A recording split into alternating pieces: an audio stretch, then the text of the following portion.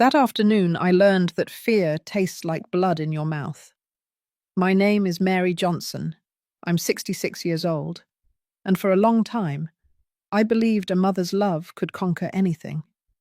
I thought being kind was enough. I thought dedicating my entire life to my son was enough for him to respect me. I was wrong. Today, I'm going to tell you something I kept hidden for years, something I was ashamed to admit even to myself. Because there are certain pains you hide, not out of cowardice, but because speaking them out loud is accepting that the world you thought you lived in never actually existed. It all began one afternoon in October. I was in my kitchen, the house I bought with 40 years of sweat, working as a school teacher. The walls smelled of cinnamon and hot cocoa, just like always. Outside, the lilac bush I planted when Tom was born was still blooming purple, bright and loyal in the yard. I heard the front door open. I recognized his footsteps immediately, heavy and rushed. "Mum, we need to talk," Tom said from the living room. His voice sounded different, harder, colder. I set my coffee mug on the counter and walked out to greet him. He was wearing a wrinkled shirt, and his eyes had a strange shine to them. Behind him was my daughter-in-law, Amy, with that smile that never quite reached her eyes. "Good afternoon, Mrs. Johnson," she said, almost singing. I didn't answer. Something in my chest warned me that this visit wasn't casual. "Sit down, Mum," Tom ordered. He ordered. He didn't ask. He ordered me. I sat in the armchair where I had rocked him so many times as a child, where I read him stories, where I taught him to say his prayers. Amy closed the front door. The sound of the deadbolt chilling my blood. Tom pulled a folded paper from his pant pocket. He tossed it onto the coffee table. "It's a power of attorney," he said. "You're going to sign it." I didn't understand, or I didn't want to understand. "A power of attorney? What for, son?" "So I can manage your things, the house, the accounts, everything." My heart started to beat slowly, as if trying to save its strength. "Tom, this house is mine. I worked my whole life for it." He leaned toward me. His face was so close I could smell the alcohol on his breath. "Exactly, Mum. You worked. You're old now. You can't handle all this anymore. You need help." "I don't need help, son. I'm fine." Amy let out a small laugh from across the room. That laugh pierced me like a knife. "Oh, Mrs. Mary, don't be difficult. It's for your own good." Tom straightened up. He walked toward the shelf where I kept the family photos. He picked one up, the one of his father, my husband, the man who died 12 years ago, leaving me with the promise that our son would take care of me. "Do you think Dad would want to see you like this, alone, stubborn?" Tears started to burn my eyes, but I didn't let them fall. "Your dad would want me to decide my own life." Tom put the photograph down on the table. Too hard. The glass of the frame cracked. "Sign it, Mum." "No." That word came out without me thinking. Firm, clear. And then it happened. Tom took off his belt. The black leather slid through his pant loops with a sound I still hear at night. He wrapped it around his right hand. His knuckles turned white. "I'm going to ask you one last time, Mum. Are you going to sign or not?" Sometimes we trust the wrong people too much. Have you ever been disappointed by someone you loved? Tell me your story in the comments. I want to read them. I looked at the belt. I looked at my son. And in his eyes, I found none of what I had known for 42 years. "I will not sign anything, Tom." Amy clapped slowly from her corner, as if watching a play.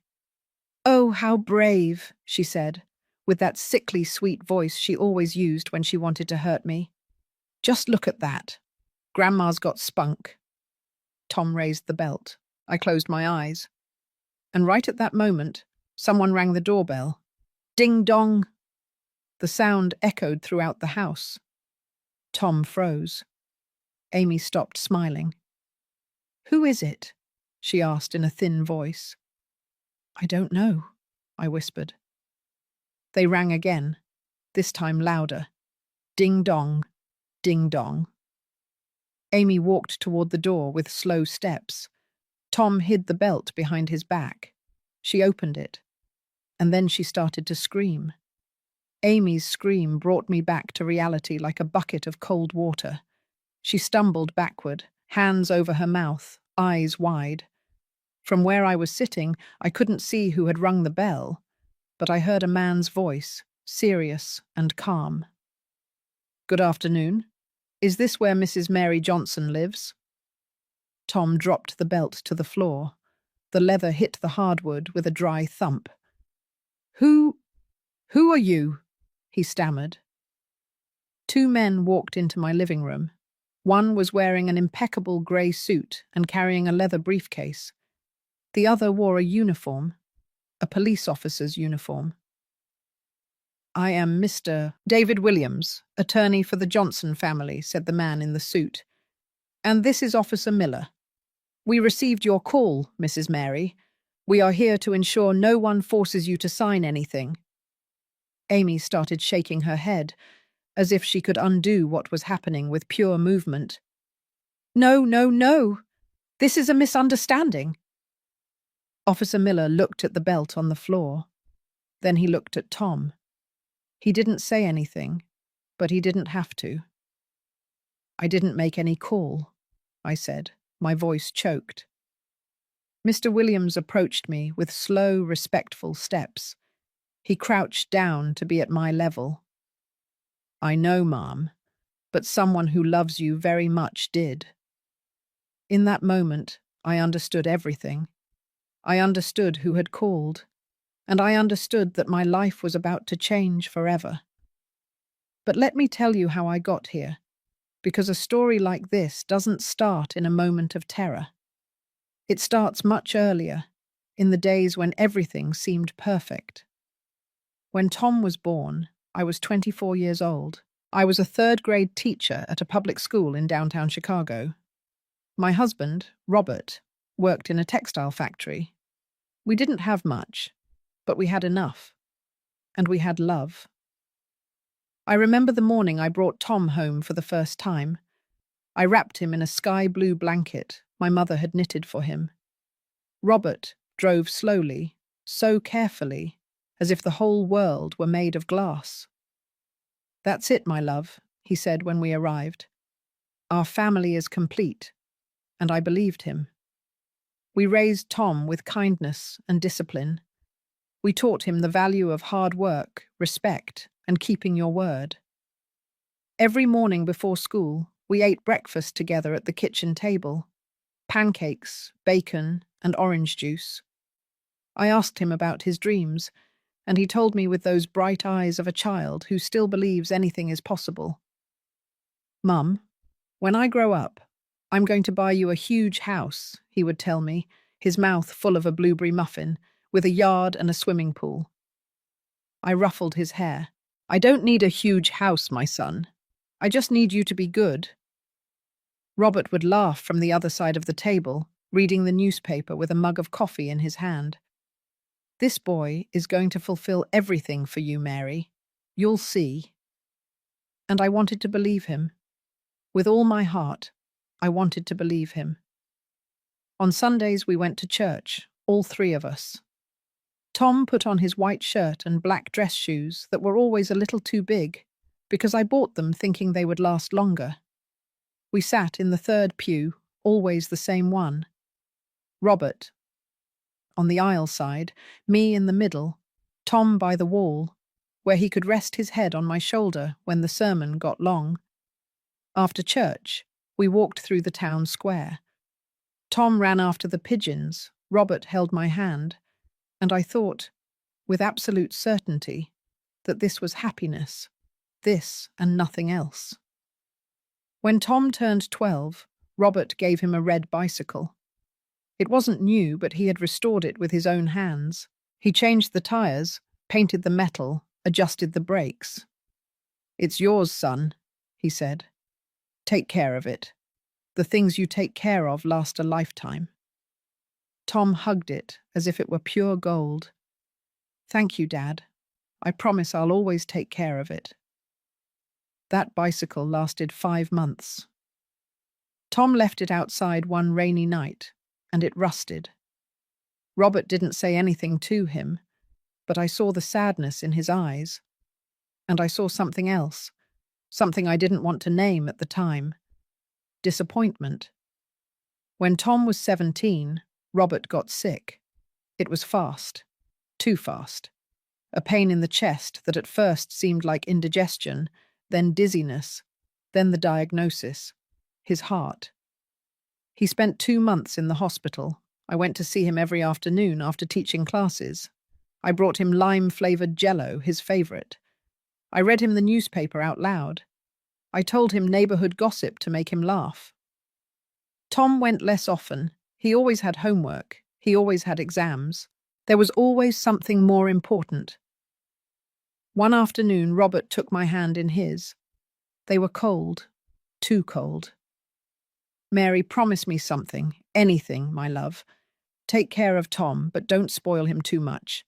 That boy needs to learn that life hurts." I didn't understand what he meant.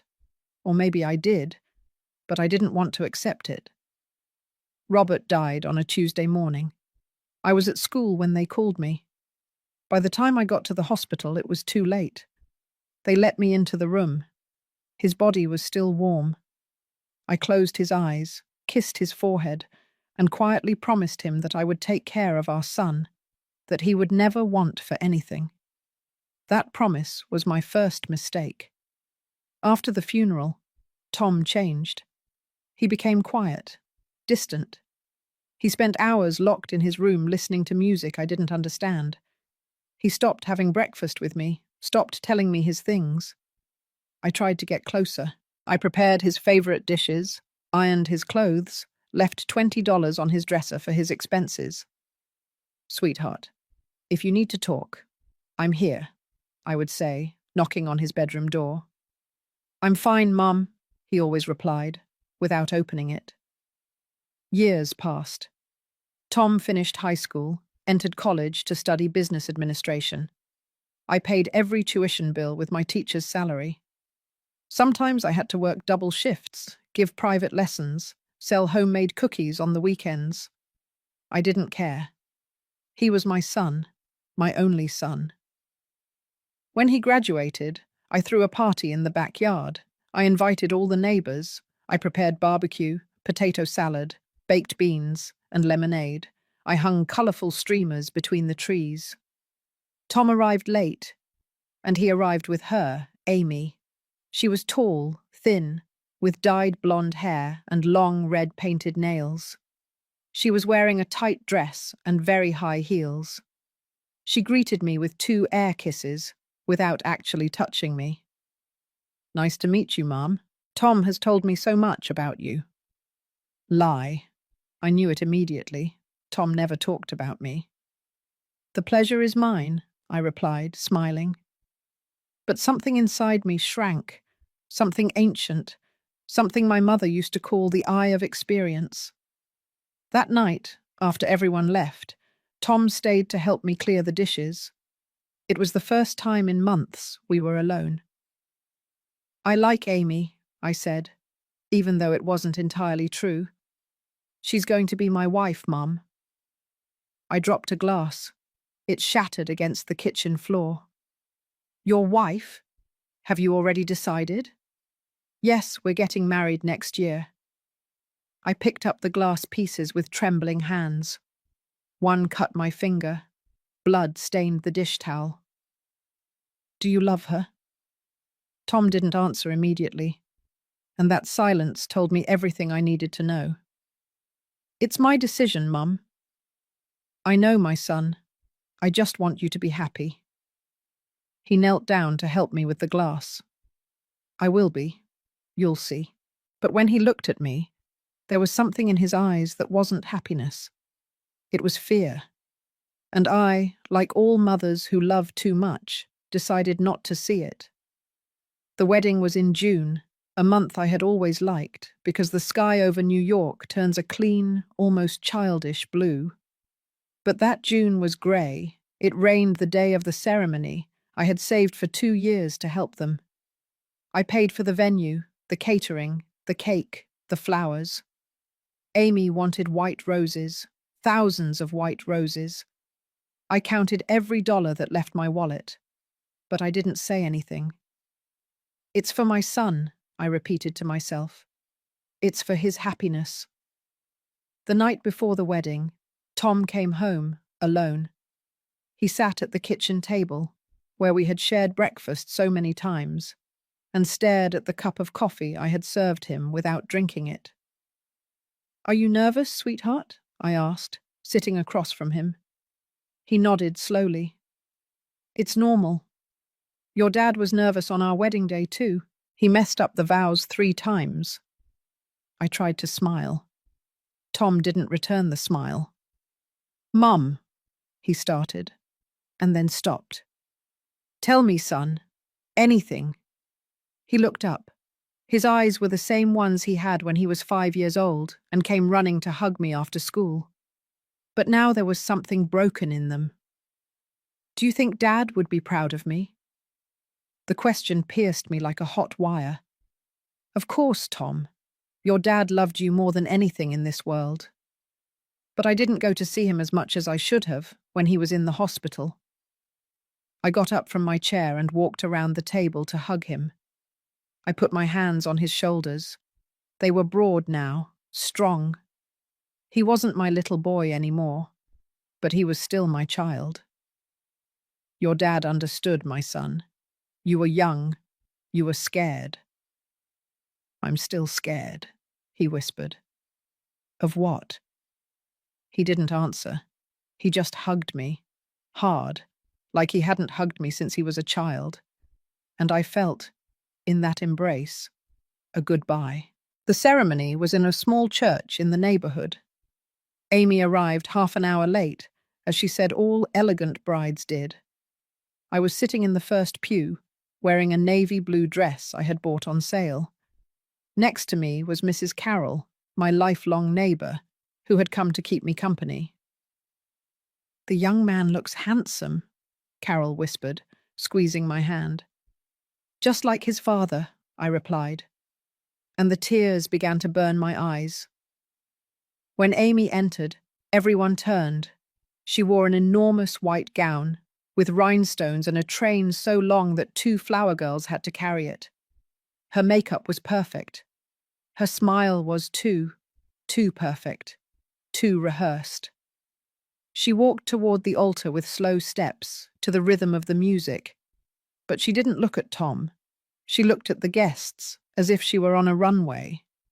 The ceremony was quick. The minister spoke about love, patience, and forgiveness. Amy sighed impatiently. Tom kept his gaze fixed on the floor. When the minister asked if he accepted Amy as his wife, it took Tom 3 seconds to answer. 3 seconds that felt like an eternity. "I do." His voice came out hoarse, broken. Amy smiled, that smile that never reached her eyes. The reception was at an event hall near the church. There were more than 150 people. I only knew 20. The rest were Amy's friends, Amy's family, people who talked loudly, laughed louder, and drank without measure. I sat at a table in the back, next to Carol and some teachers from school. No one invited me to sit at the head table, not even Tom. "Shouldn't you be up there with the newlyweds?" asked one of the teachers, pointing to the table where Tom and Amy were toasting with champagne. "I don't want to bother them," I replied. But the truth was different. No one had invited me, and I didn't dare to go. Halfway through dinner, Amy asked for the microphone. She stood up, in her sparkly dress, with her glass raised, and began to speak. "I want to thank everyone for coming to celebrate this special day with us. especially my family, who have always been there for me, and Tom, of course, for choosing me as his life partner. She paused. People applauded. And I also want to thank my mother-in-law, Mrs. Mary, who was kind enough to help us with some of the wedding expenses. Some expenses. I had paid for almost everything, but I didn't say anything. I just smiled from my table in the back.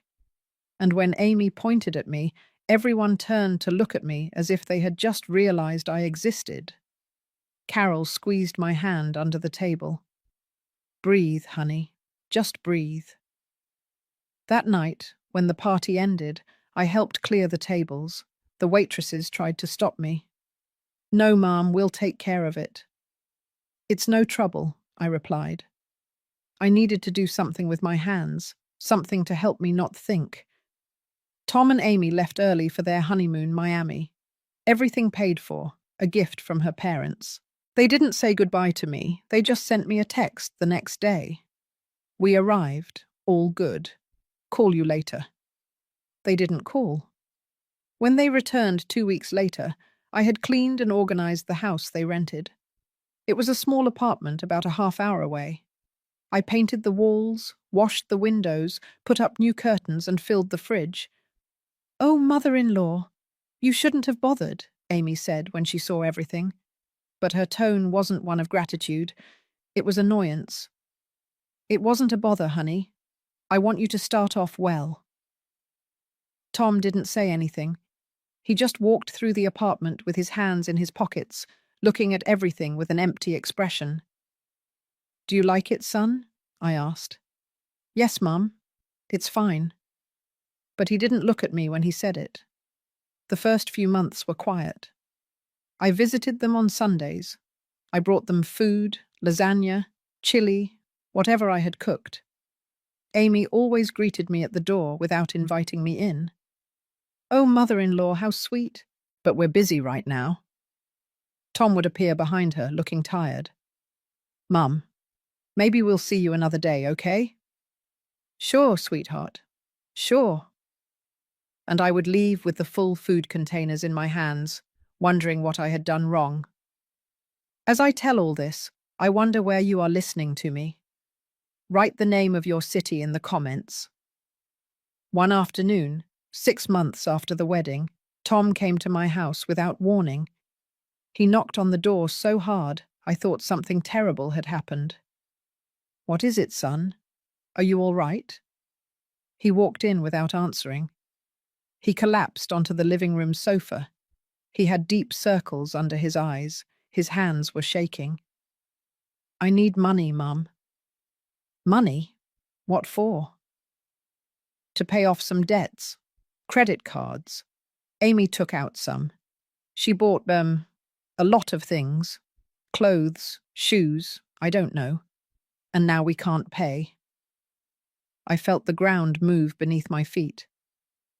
"How much do you owe?" $20,000. $20,000. Almost 3 months of my salary. "Son, I don't have that kind of money." "Yes, you do, Mum. I know you have savings." It was true. I had savings. I had put them away for years for my retirement, for when I couldn't work anymore.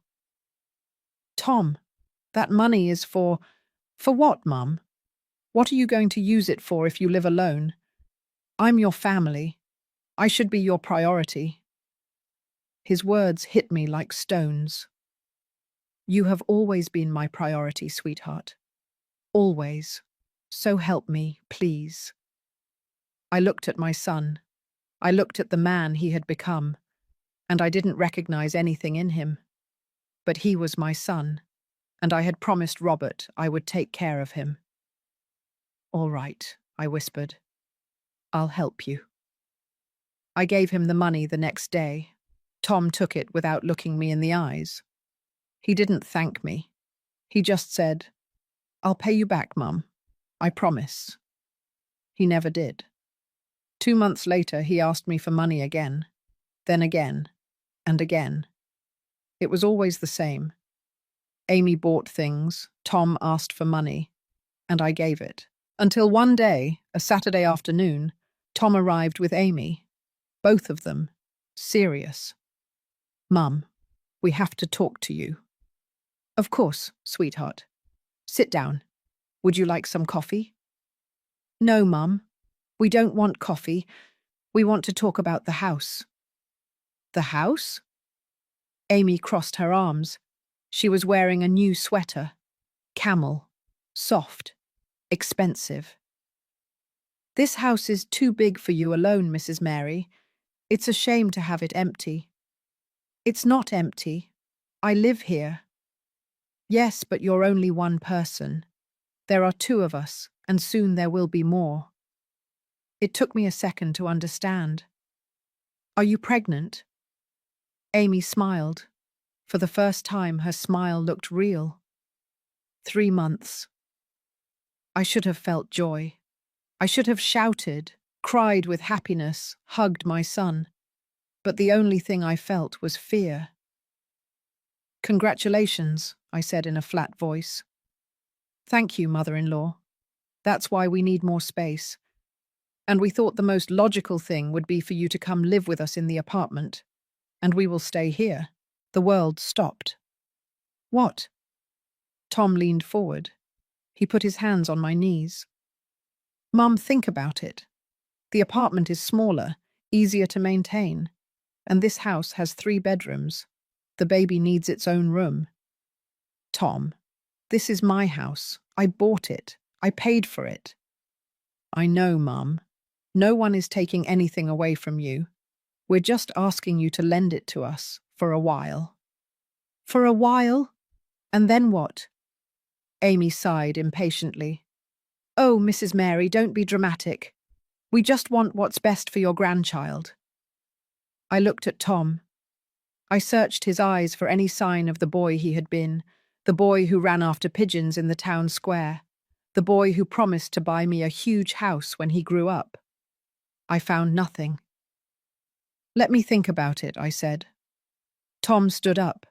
Amy did too. "There's not much to think about, Mum. It's your grandchild, your family." And they left.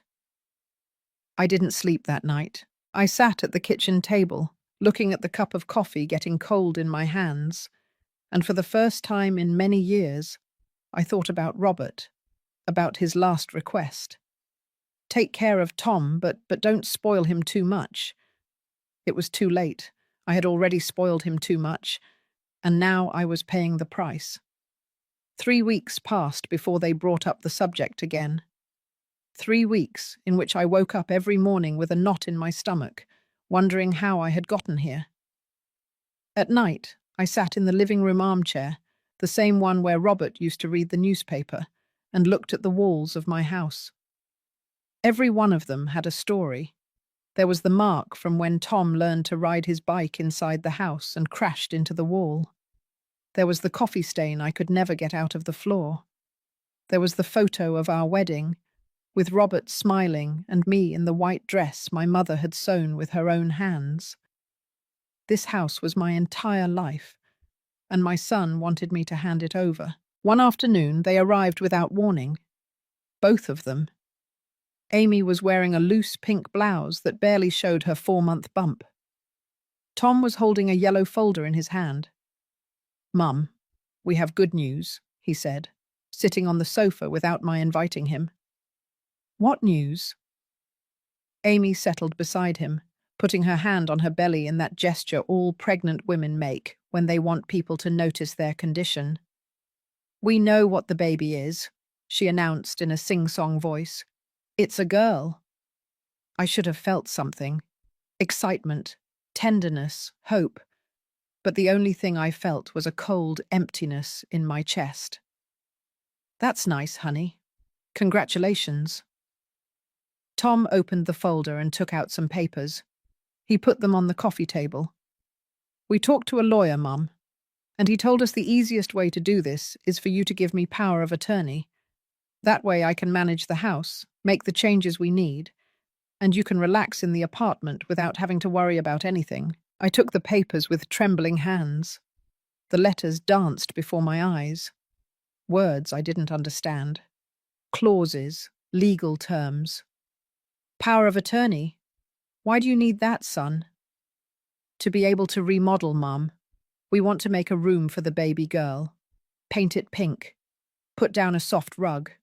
You know, baby things. But this house is mine, Tom. If you want to remodel, we can do it together. You don't need power of attorney. Amy let out a little laugh, that laugh that was already getting on my nerves. Oh, Mrs. Mary, you don't understand how these things work. If the house is in your name, we need permits for everything. It's easier if Tom can decide. Decide what?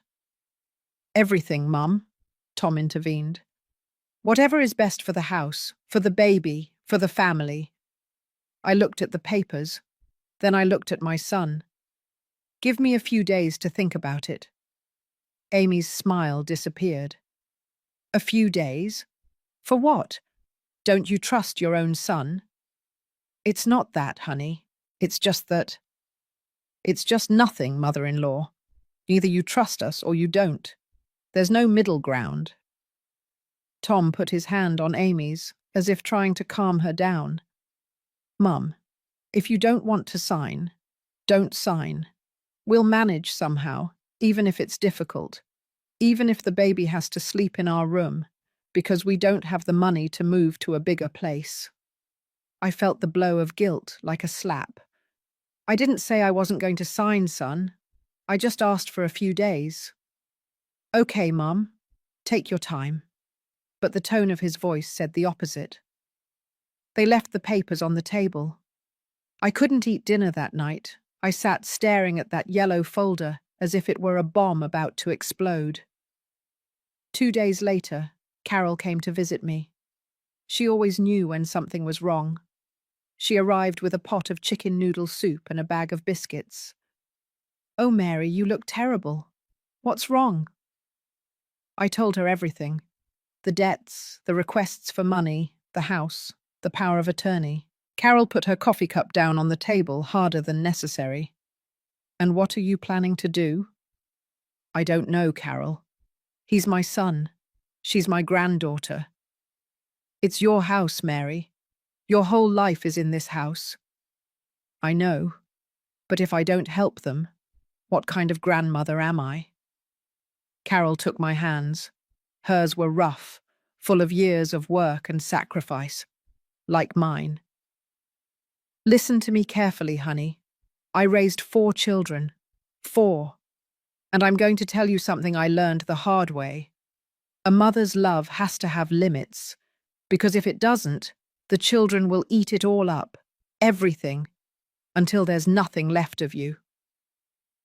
But I don't want my granddaughter to suffer because of me. That baby is not going to suffer because you don't give them your house, Mary. She's going to suffer if she grows up seeing her parents manipulate her grandmother to get what they want.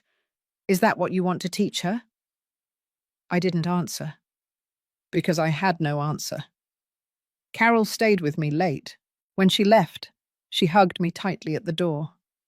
Think about yourself, Mary.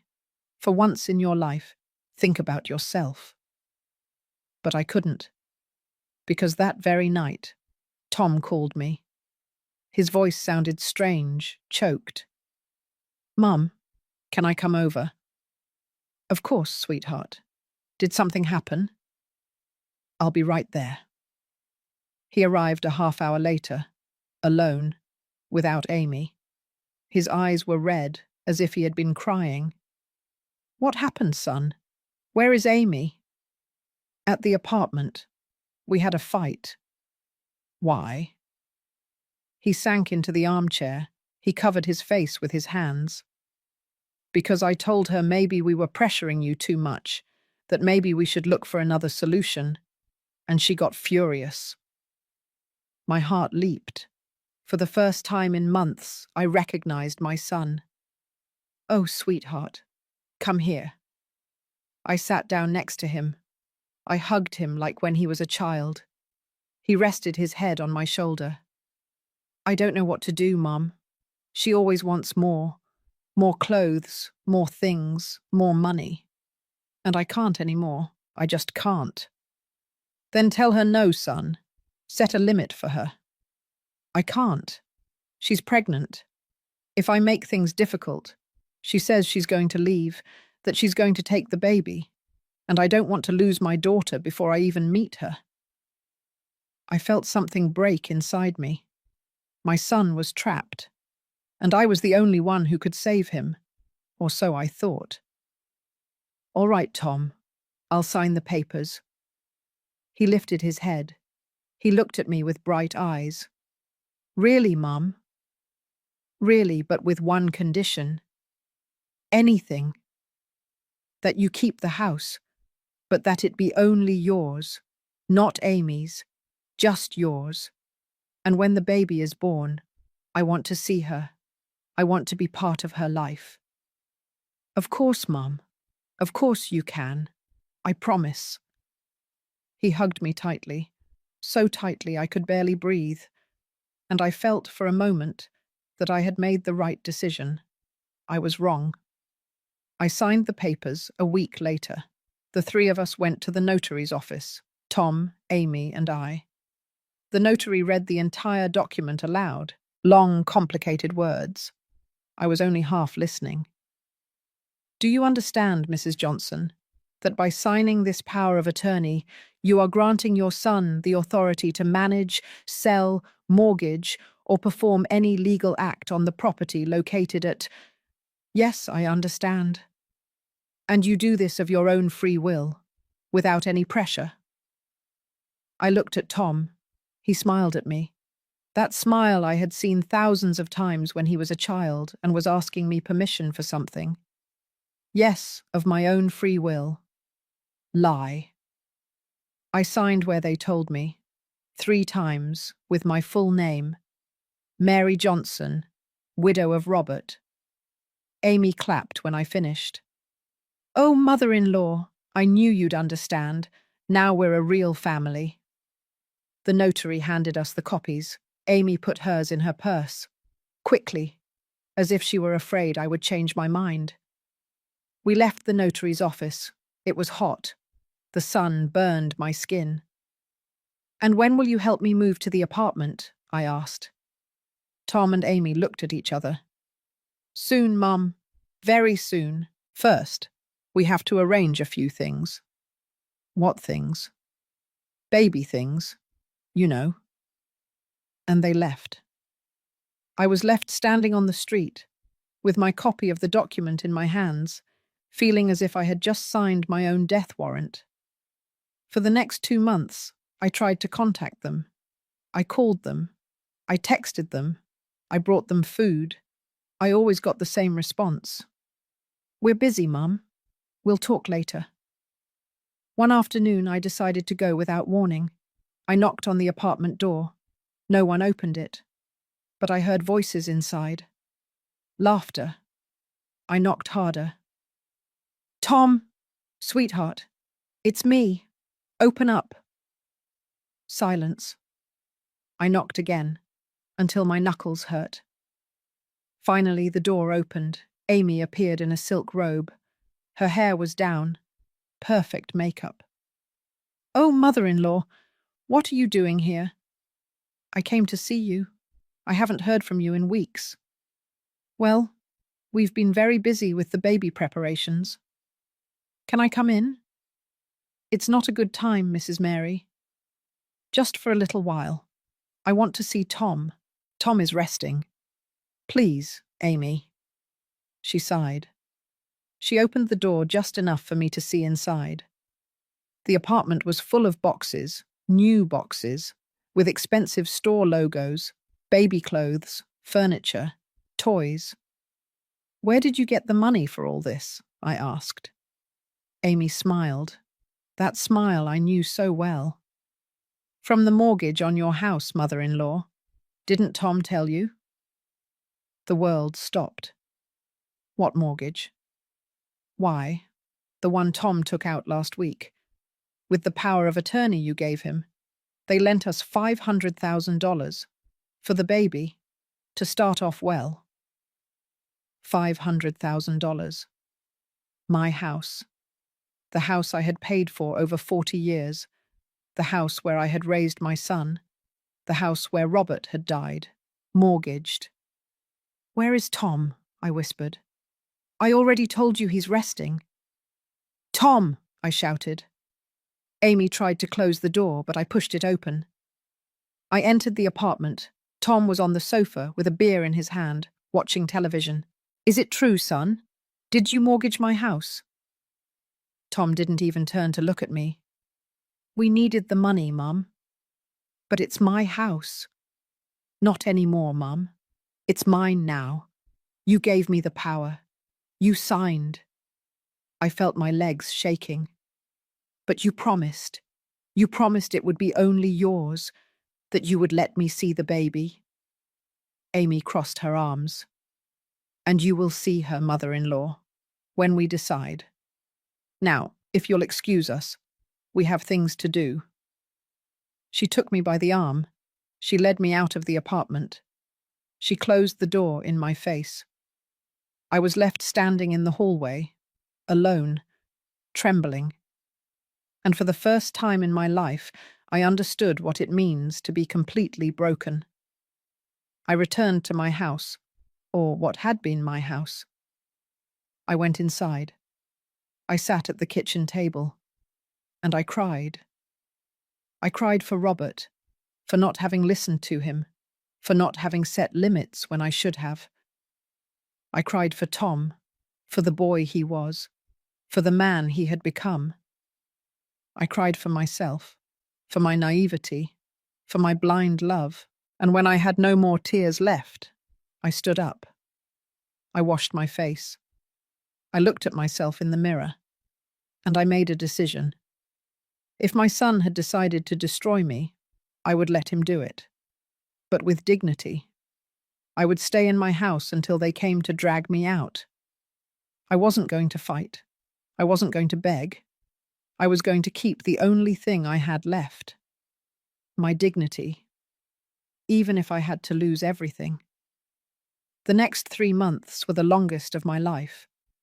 I stayed in the house, as I had decided. But it wasn't my house anymore. It was a borrowed space, a space where I was tolerated until they decided otherwise. Every night I went to bed wondering when someone would knock on the door. A bank, a lawyer, someone who would tell me I had to leave because the mortgage hadn't been paid, because my son had decided to sell, because there was no room for me anymore. Tom never called me again, not even when the baby was born.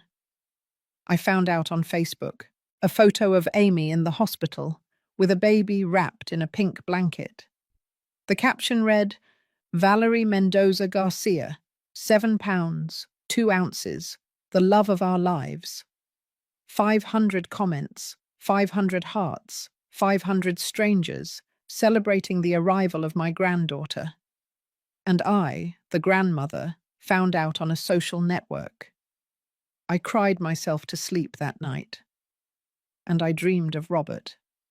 I saw him sitting in the living room armchair, reading the newspaper as he used to do. He looked at me over the pages and said, "It's time, Mary. It's time for you to defend yourself." I woke up with my heart racing and the sheets soaked with sweat. A week after Valerie's birth, I went to the apartment. I carried a gift wrapped in pink paper. A teddy bear I had bought with the little money I had left from my last paycheck. I had already retired from school. My pension was small. It barely covered my food. I knocked on the door. Once, twice, 3 times. No one opened it. But I heard the baby crying inside. A high-pitched cry. Desperate, I knocked harder. "Amy, Tom, it's me. I just want to meet my granddaughter." The crying stopped. I heard footsteps. The door opened just a crack. Amy's eye appeared in the gap. "What do you want, Mrs. Mary?" "I came to meet Valerie. I'm her grandmother." "It's not a good time. The baby is sleeping." But I just heard her crying. She just fell asleep. Another day, mother-in-law. "Amy, please, Just let me see her for a moment. 1 minute.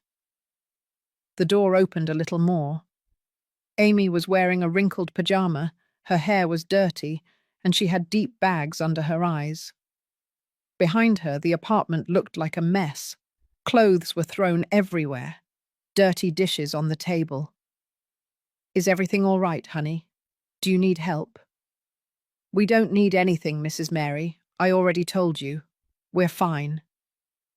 But I could help you. I could cook, clean, watch the baby while you rest. Something changed in Amy's gaze, a spark, a calculation. Really? Of course, honey.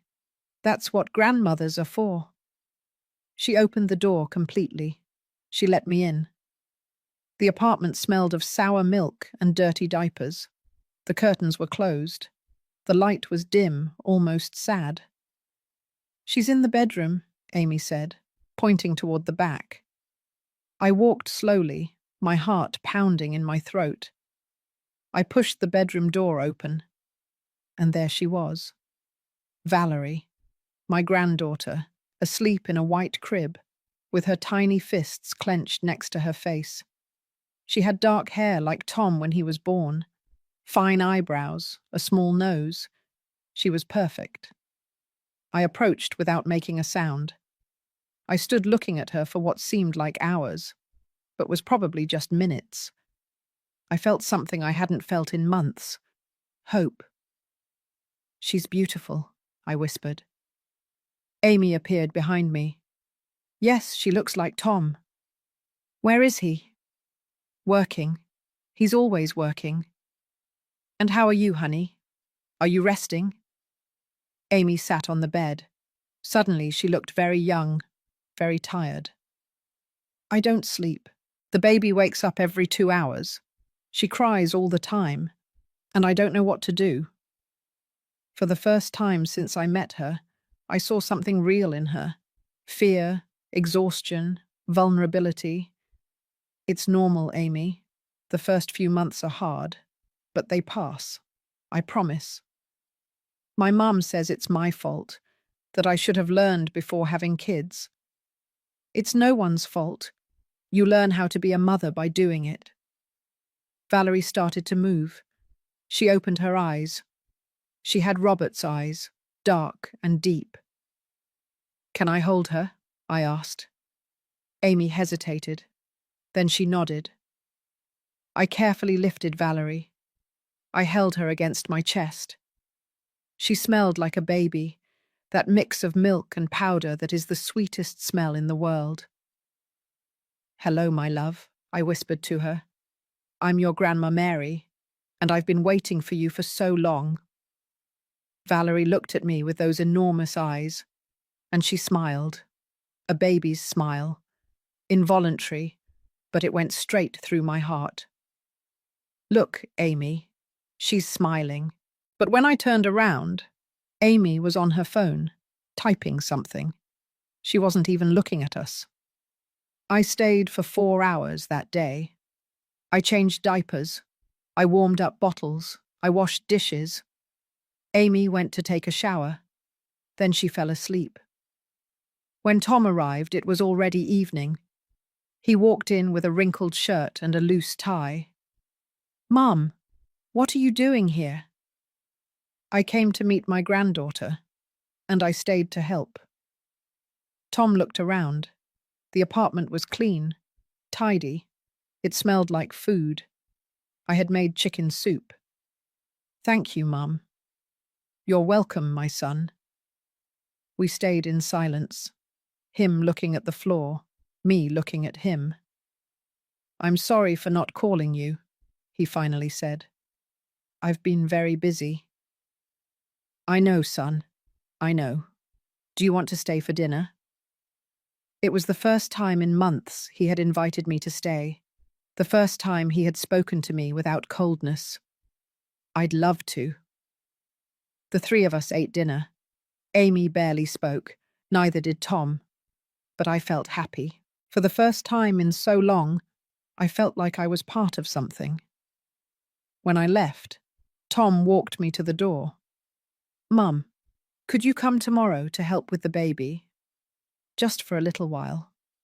Of course, my son. Whenever you need me. Thank you. Really, thank you.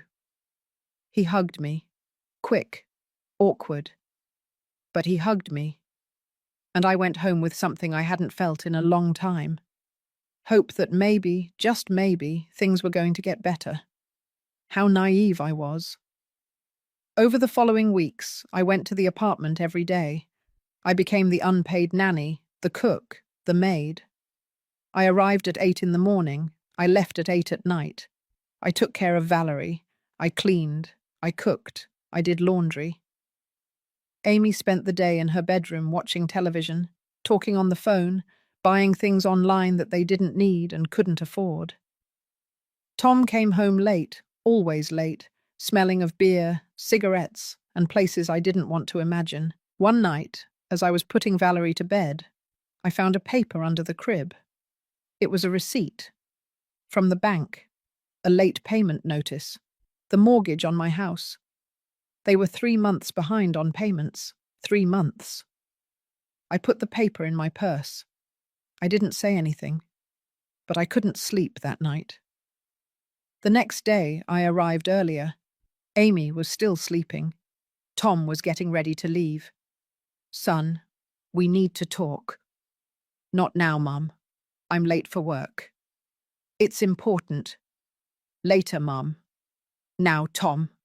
My voice came out louder than I intended. Valerie started to cry in her crib. Amy came out of the bedroom, her hair a mess. What's going on? Why are you shouting? I took the receipt out of my purse. I put it on the table. What is this? Tom didn't even look at it. It's a bank receipt, Mum. I know what it says. You're 3 months behind on the mortgage. 3 months. What's going to happen to my house? It's not your house, Mum. It's my house. You gave me the power, remember? I gave it to you so you would take care of it, not so you would lose it. Amy crossed her arms. She no longer looked vulnerable. She no longer looked tired. She looked furious. Oh, Mrs. Mary, always the same thing. Your house, your house. You know what? We're sick of it. Sick of your complaining. Sick of your judging. I'm not judging you. I just want to know what's going to happen. What's going to happen, Tom said, grabbing his keys, is that we're going to fix it, our way. And if you don't like it, well, I'm sorry, Mom, but it's my problem, not yours. How is it not my problem? It's my house. Not anymore, he shouted.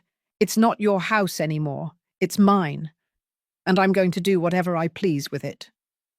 He stormed out, slamming the door. The sound made Valerie cry harder. Amy looked at me with those cold eyes I knew so well. If you want to keep seeing your granddaughter, mother-in-law, I suggest you shut up and do as we say, because if you bother us too much, you won't set foot in this house again. Got it? I nodded, tears in my eyes, heartbroken. But I nodded, because Valerie was the only thing I had left, the only reason it was worth getting up every morning. And Amy knew it. That afternoon, while Valerie slept in my arms, I dialed a number I had saved for years. It was the number for Mr. David Williams, the lawyer who had handled Robert's will when he died. A good, honest man, the kind that isn't common anymore. He answered on the third ring. Hello, Mr. Williams. This is Mary Johnson. Mrs. Mary, so good to hear from you. How are you? Bad, counselor. Very bad. And I need your help. I told him everything. The power of attorney, the mortgage, the threats, the fear. He listened in silence. When I finished, he sighed. Mrs. Mary, this is serious, very serious. Your son is committing financial abuse, and you have the right to defend yourself. But he's my son, counselor. I don't want to get him in trouble. I understand. but you also cannot allow them to strip you of what is yours. What do you want to do? I don't know. I just know I'm afraid. Afraid of losing my granddaughter. Afraid of losing my house. Afraid of everything. Listen to me carefully, Mrs. Mary. I am going to help you, but you have to promise me something. What? That you will stop being afraid, because fear is what they use to control you, and as long as you're afraid, they will continue to abuse you. His words went through me like an arrow. And what should I do, counselor? For now, nothing. Continue your normal life. Keep seeing your granddaughter. But I'm going to investigate. I'm going to review the documents. And when I have everything ready, we will act. Act how? You'll see, Mrs. Mary. You'll see. I hung up the phone with my heart racing. I didn't know if I had done the right thing. I didn't know what was going to happen. But for the first time in months, I felt something close to hope. The following weeks were strange. I kept going to the apartment every day. I kept caring for Valerie. I kept cooking and cleaning. But there was something different about me. A quiet strength. A silent decision. I wasn't going to let them walk all over me anymore. Never again. One afternoon, while I was changing Valerie's diaper, I found another paper. This time it wasn't a receipt. It was a brochure from a real estate agency. We sell your property. In 30 days, no complications, best market price. Someone had circled the words, "We sell," in red. I felt the ground open beneath my feet. They were going to sell my house. They were going to sell it. And I had no way to stop it. That night, when I arrived home, everything looked different. As if it no longer belonged to me. As if the walls knew they would soon have other owners. I sat at the kitchen table, in the same place where I had shared breakfast with Tom so many times, where Robert had told me he loved me, where I had planned my whole life. And for the first time, I allowed rage to enter. Not just sadness, not just pain. Rage. Rage against Tom for betraying me, against Amy for manipulating him, against myself for having been so blind. But above all, rage against the silence, against all those years of keeping quiet, of enduring, of saying yes when I wanted to say no, no more. I picked up my phone. I dialed Mr. Williams' number. "Counselor, it's Mary." "Mrs. Mary, what happened?" "They're going to sell my house." Silence. "Then we don't have time to lose. Come to my office first thing tomorrow morning. We are going to prepare a strategy." "What kind of strategy?" "The kind your son won't expect." I hung up. I stared at the phone, and I smiled. For the first time in months, I smiled. Because I finally understood something. I wasn't going to get my life back by begging. I wasn't going to get my dignity back by pleading. I was going to get them back by fighting. I didn't sleep that night. I sat in the living room armchair with the lights off, watching the shadows the streetlights cast on the walls. I thought about all the decisions that had led me here, about every time I said yes when I should have said no, about every limit I didn't set, about every sign I ignored. Robert had warned me. From his hospital bed, with his heart failing, he had told me, "Don't spoil him too much." And I didn't listen, because I believed that a mother's love was infinite, that it had no conditions, that I should give everything without expecting anything in return. But I was wrong. Love without limits is not love. It is self-destruction. When morning came, I prepared as if I were going to war. I took a shower. I put on the navy blue dress I had worn to Tom's wedding. I put on makeup for the first time in months. I did my hair. I looked in the mirror and recognized the woman I had been before I got lost in the role of the self-sacrificing mother. Mary Johnson, retired teacher, widow, owner of a house she had paid for with 40 years of work, and no one was going to take it from me without a fight. I arrived at Mr. Williams' office at 9 o'clock in the morning. His office was in an old downtown building with tiled floors and wooden stairs that creaked with every step. The secretary showed me in immediately. Mr. Williams was a man about 60 years old, with completely white hair and thick glasses that gave him the look of a wise owl. He greeted me with a kind smile and offered me coffee. "Mrs. Mary, please sit down. Tell me everything calmly." I told him. Everything. From the beginning. The wedding, the debts, the power of attorney, the mortgage, the late payments, the real estate agency brochure. He listened, taking notes in a yellow notepad. When I finished, he took off his glasses and rubbed his eyes. "Mrs. Mary, your case is complex, but it's not impossible. The first thing we need to do is revoke that power of attorney." "Can that be done?" "Yes. You granted it. You can revoke it. But you have to do it before a public notary, and your son will be notified immediately." "And if he gets angry? What if he doesn't let me see my granddaughter?"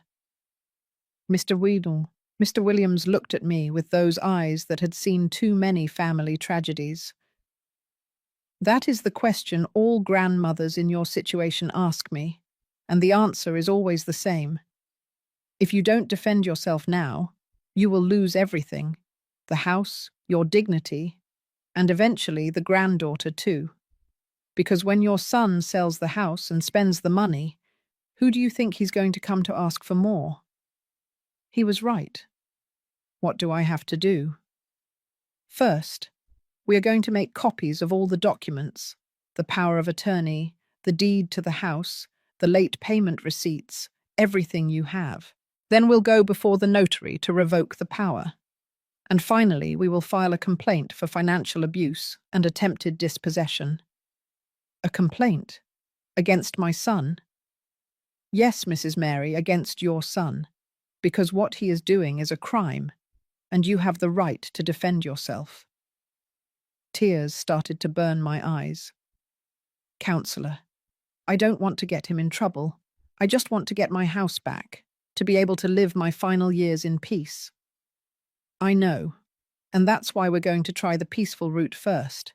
We're going to notify him that the power has been revoked, and we're going to give him the opportunity to hand over the house without problems. If he agrees, there won't be a complaint. If he doesn't agree, then what? Then we go to court, and a judge will decide."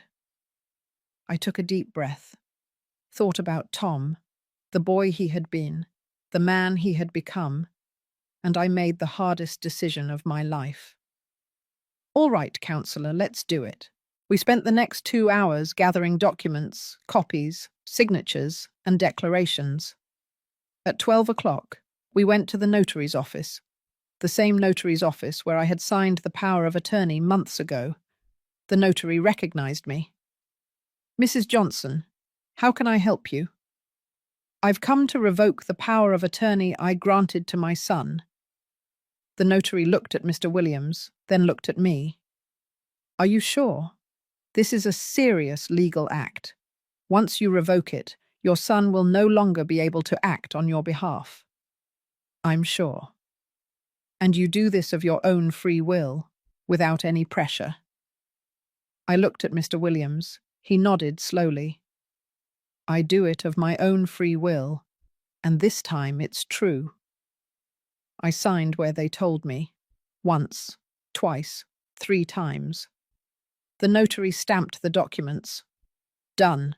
The power has been revoked. Your son will be notified within the next 24 hours.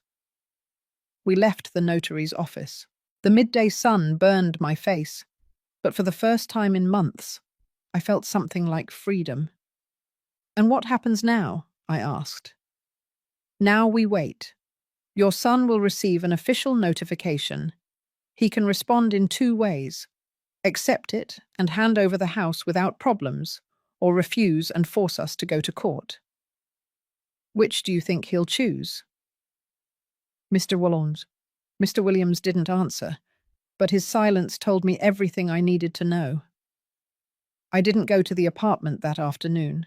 For the first time in weeks, I didn't go to take care of Valerie. I stayed home. I made chamomile tea. I sat in the armchair and waited. The phone rang at 6 o'clock in the afternoon. It was Tom. "Mum, why didn't you come today?" "I was busy, son." "Busy? With what? You never do anything." His tone was irritated, impatient. "With my own things, Tom. I have the right to have my own things." Silence. Then I heard Amy's voice in the background. "Ask her if she can come tomorrow morning. I have to go to the salon." "Mum, can you come tomorrow at 8 o'clock? Amy has things to do." "I can't, son." "What do you mean you can't? You always come. Don't be like that, Mum. You're leaving us hanging." Something inside me broke, but not from sadness, from rage. "I'm leaving you hanging? Seriously, Tom? That's what you're going to say to me? What's wrong with you? Why are you acting like this?" "Because I'm tired, son. Tired of you using me. Tired of you only looking for me when you need something." "Oh, Mum, don't be dramatic." "I'm not dramatic. I'm realistic. And the reality is that I'm not coming tomorrow, or the day after, or ever again, until you and I have a serious conversation about everything that's happening." "Conversation about what?" "About the mortgage, about the late payments, about your plans to sell my house." Silence. A long, heavy silence. "Who told you that?" "I found the real estate agency brochure, Tom, under Valerie's crib." "Mum, I can explain." "I don't want explanations. I want solutions. Or rather, I want my house back." "You can't do that. The power of attorney no longer exists. I revoked it this morning." The silence that followed was deafening. "You did what?" "I revoked the power of attorney. You can no longer act on my behalf. You can't sell my house anymore. You can't do anything without my permission." "You can't do that." "I already did, and you'll receive an official notification in the next few hours." I heard a crash, as if Tom had thrown something against the wall. "Do you know what you just did, Mum? Do you know what this means?" "It means I regained control of my life. It means you screwed us over. That's what it means, because now we won't be able to pay the mortgage, and the bank is going to take the house, and we'll be out on the street. Is that what you want?" "What I want is for you to stop blaming me for your decisions, Tom. You took out that mortgage. You stopped paying. You decided to spend the money on things you didn't need. That's not my fault. You're my mother. You're supposed to help me. I've helped you your whole life, son. But not anymore. Not this way. Then don't ever see your granddaughter again, because if you don't help us, you don't have the right to be part of her life." His words cut through me like knives. "Are you threatening me with my own granddaughter?" "It's not a threat. It's the truth. If you're not with us, you're against us, and we protect Valerie from people who hurt us." Tom hung up. I was left with the phone in my hand, trembling. It had happened. The thing I feared most. The thing I had tried to avoid for months. They had taken Valerie away from me. I cried that night. I cried harder than I had cried since Robert's death. I cried for everything I had lost, for everything I would never get back. But when I stopped crying, when I had no more tears left, I washed my face. I looked in the mirror and realized something. For the first time in a long time, the woman looking back at me from the mirror had dignity. I had lost my son. I had lost my granddaughter. I would probably lose my house, but I hadn't lost my soul. And that was the only thing that mattered. The next day, the doorbell rang at 10 o'clock in the morning. It was Mr. Williams. But he wasn't alone. He came with a police officer. "Mrs. Mary, may we come in?" "Of course, counsellor. Did something happen?" They entered the living room. The police officer stood by the door. The counsellor sat across from me. "Your son received the notification 2 hours ago, and he responded." "What did he say?" "He said he doesn't plan to hand over the house, that the power of attorney was valid, and that everything he did under that power is also valid, and that he's going to sue you for revoking it without his consent." I felt the floor moving. Can he do that? He can try, but he won't win. The problem, Mrs. Mary, is something else. What? The counsellor exchanged a look with the police officer. "Your son contacted me an hour ago. He threatened to come to the house to force you to sign a new power of attorney. He said he wouldn't allow you to destroy him." "Force me how?" "He didn't specify. That's why we brought Officer Miller, to ensure your safety."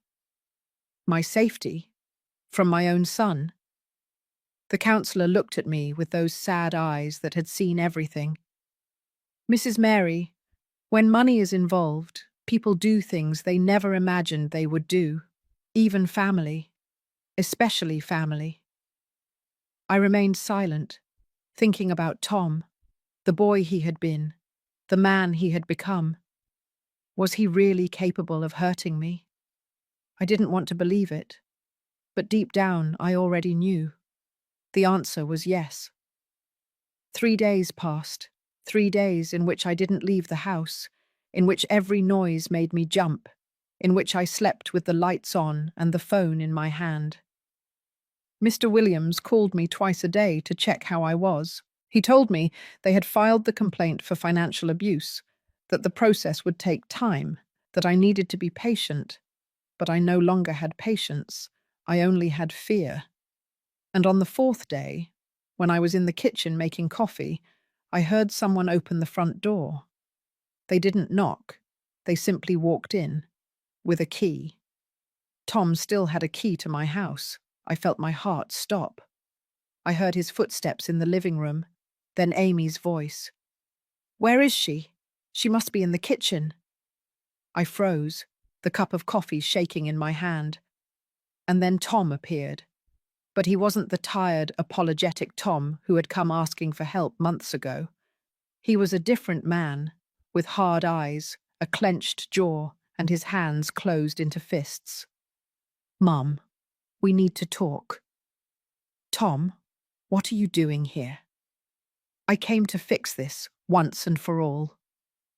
Amy appeared behind him, carrying Valerie in her arms. My granddaughter looked at me with those enormous eyes, and I felt like I was dying. "Why did you bring the baby?" I asked. "Because I want you to understand what's at stake, Mum. This isn't just about us.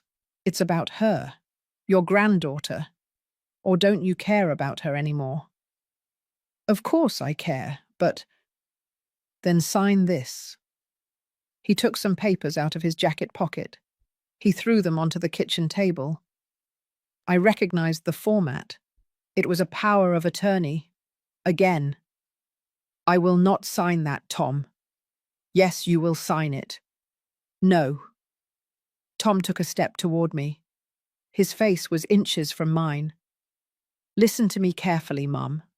Either you sign this right now, or you never see Valerie again. Do you understand me? Never." Tears started to roll down my cheeks.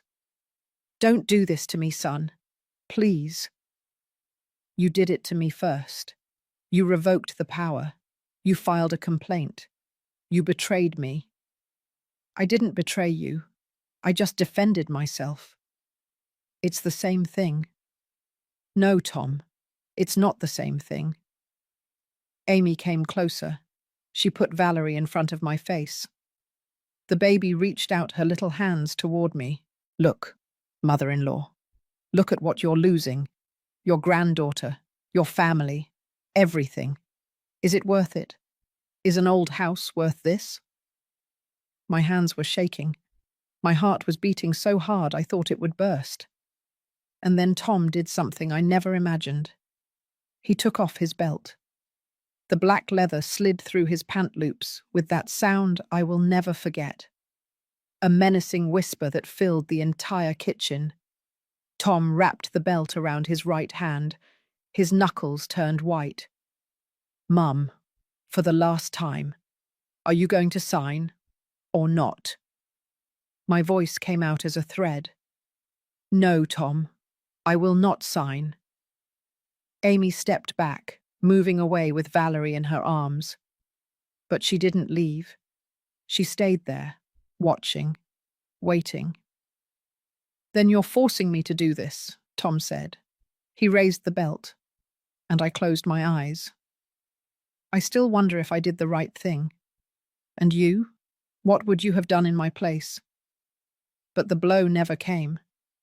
Instead, I heard the doorbell. Ding dong. The sound echoed throughout the house like an explosion. Tom froze, the belt hanging in the air. Amy stopped breathing. "Who is it?" she whispered. "I don't know," I replied, my voice broken.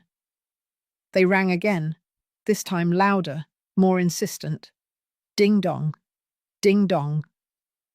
"Don't open it," Tom ordered me. But I was already walking toward the door, my legs trembling, my heart about to burst out of my chest. "Mum, I told you not to open it." I ignored him. I reached the door. I put my hand on the doorknob, took a deep breath, and opened it. Amy started screaming. Standing at the door was Mr. Williams, dressed in his impeccable grey suit, his leather briefcase in hand, and beside him, Officer Miller, in his blue uniform, his badge shining under the afternoon sun. "Good afternoon, Mrs. Mary," the counselor said in a calm voice. "Is everything all right?" I couldn't answer. Tears started to roll down my cheeks uncontrollably. Officer Miller looked toward the inside of the house. I saw how his eyes landed on Tom, on the belt he was still holding in his hand. "Sir, can you please drop that?" he said in a firm but calm voice. Tom dropped the belt to the floor. The leather hit the hardwood with a sound that went right through me. "This is a misunderstanding," Amy began to say. "We were just coming to talk to my mother-in-law." "Talk?" Mr. Williams interrupted. "With a belt?" Amy turned pale. Valerie started crying in her arms. Officer Miller walked into the house. He walked slowly, his hands near his belt, where he kept his radio and his weapon. "Mrs. Johnson, are you all right? Have they hurt you?" "No, officer, they haven't. They haven't touched me." "But were they going to?" I looked at Tom, my son, my only son, the boy who had grown up in this house, the man who had just threatened me with a belt. "Yes," I whispered. "I think so." Tom shook his head. "No, Mum, I would never. I just wanted to scare you, so you would understand, so you would sign." "Sign what?" the counselor asked. Amy tried to hide the papers that were on the table, but Officer Miller was faster. He took them. He read them. "It's a power of attorney," he said, "with broad and sufficient powers to sell, mortgage, and dispose of all of Mrs. Johnson's assets." Mr. Williams walked over to the table, held out his hand, and the officer gave him the papers. He examined them carefully. "This is coercion, Tom. It's a felony. You were attempting to force your mother to sign a legal document under threat of violence." "I wasn't going to hit her," Tom insisted. "I just wanted her to understand." "Understand what?" I asked, my voice broken. "That if I don't give you everything I have, you're going to hit me. Is that what you wanted me to understand?" "Mum, you don't understand. We're desperate. The bank is going to take the house. We're going to be out on the street. And that's my fault, is it? Is it my fault that you took out a mortgage you couldn't pay? Is it my fault that Amy spent all the money? Is it my fault that you live beyond your means? You taught us to dream, Tom shouted. You told us we could have everything we wanted if we worked hard. I taught you to work, son, not to steal. And this is stealing, stealing from your own mother. Tom collapsed into a chair. He covered his face with his hands, and for the first time in a long time, I saw him cry. I don't know what to do, Mum. I don't know what to do anymore. Something inside me softened, that motherly instinct that never dies, that always wants to protect, that always wants to comfort. I almost went over to him. I almost hugged him. But then I remembered the belt. I remembered the threats. I remembered all the months of manipulation and lies, and I stayed where I was. What you have to do, Tom, is face the consequences of your decisions. Like an adult, Mr. Williams cleared his throat. Mr. Mendoza, Mrs. Garcia, you have two options. You can leave right now, without making any more of a scene, and resolve this civilly in court. Or Officer Miller can arrest you for trespassing, coercion, and attempted fraud. You decide.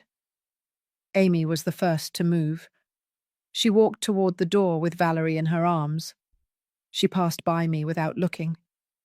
Tom stood up slowly. He looked defeated, aged, as if he had lost 10 years of his life in one afternoon. Go, Tom. Please, just go. You're kicking me out of the house where I grew up. I'm asking you to leave the house that is mine, that has always been mine, and that you tried to take from me. He walked toward the door, but before leaving, he turned. This isn't over, Mum. I promise you, it's not over. That's a threat, Mr. Mendoza, Officer Miller said, in front of 2 witnesses. I suggest you leave before this gets worse. Tom left. The door closed behind him, and I fell apart. Mr. Williams helped me sit on the sofa. Officer Miller brought me a glass of water from the kitchen. I drank it with trembling hands. How did you know they were here? I asked when I could speak. Mr. Williams smiled, a sad but proud smile. We didn't know, but when your son called me 3 days ago threatening to come, we decided to take precautions. We've been watching the house. When we saw them enter, we decided to act. You've been watching my house for 3 days. Day and night, Mrs. Mary, because we knew your son wouldn't stay still. And we were right. Thank you, Counselor. I don't know what would have happened if you hadn't arrived. I prefer not to think about it, he said, putting the power of attorney papers into his briefcase. These documents are evidence. We'll add them to the complaint. This strengthens our case considerably. Officer Miller took photographs of the scene, the belt on the floor, the papers on the table, everything. Mrs. Johnson, I recommend you change the locks on your house, he said. Your son has a key, and after what happened today, it's not safe for him to be able to enter whenever he wants. I nodded. I hadn't thought of that. We should also consider a restraining order, Mr. Williams added, so your son cannot come within 100 yards of you or this property. A restraining order? Against my own son? It's for your safety, Mrs. Mary. What happened today was serious, very serious. Your son crossed a line, and we don't know if he's willing to cross another. I looked at the belt still lying on the kitchen floor, the symbol of everything that had broken between us. All right, I said. Do whatever you have to do. That night, after the counselor and the officer left, Carol came to stay with me. She arrived with a small suitcase and a bag of donuts. I'm not leaving you alone, Mary. Not tonight or the next few days. I didn't protest.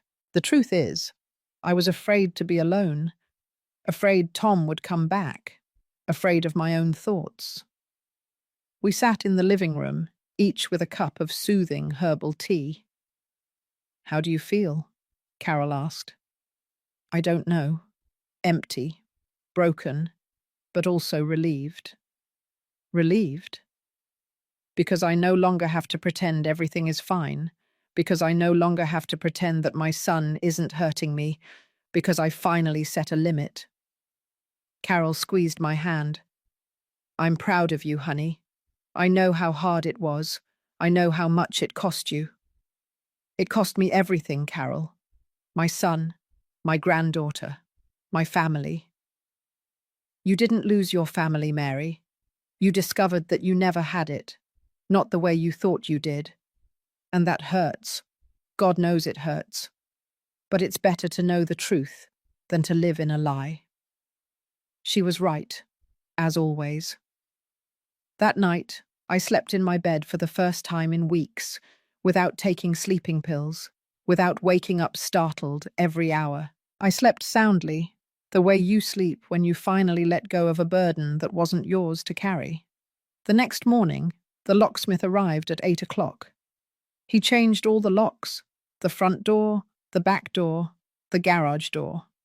He gave me 3 sets of new keys.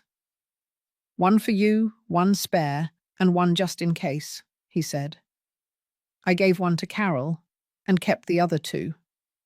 For the first time in my life, my house had locks my son couldn't open, and I didn't know whether to feel safe or devastated. The following days were strange, silent.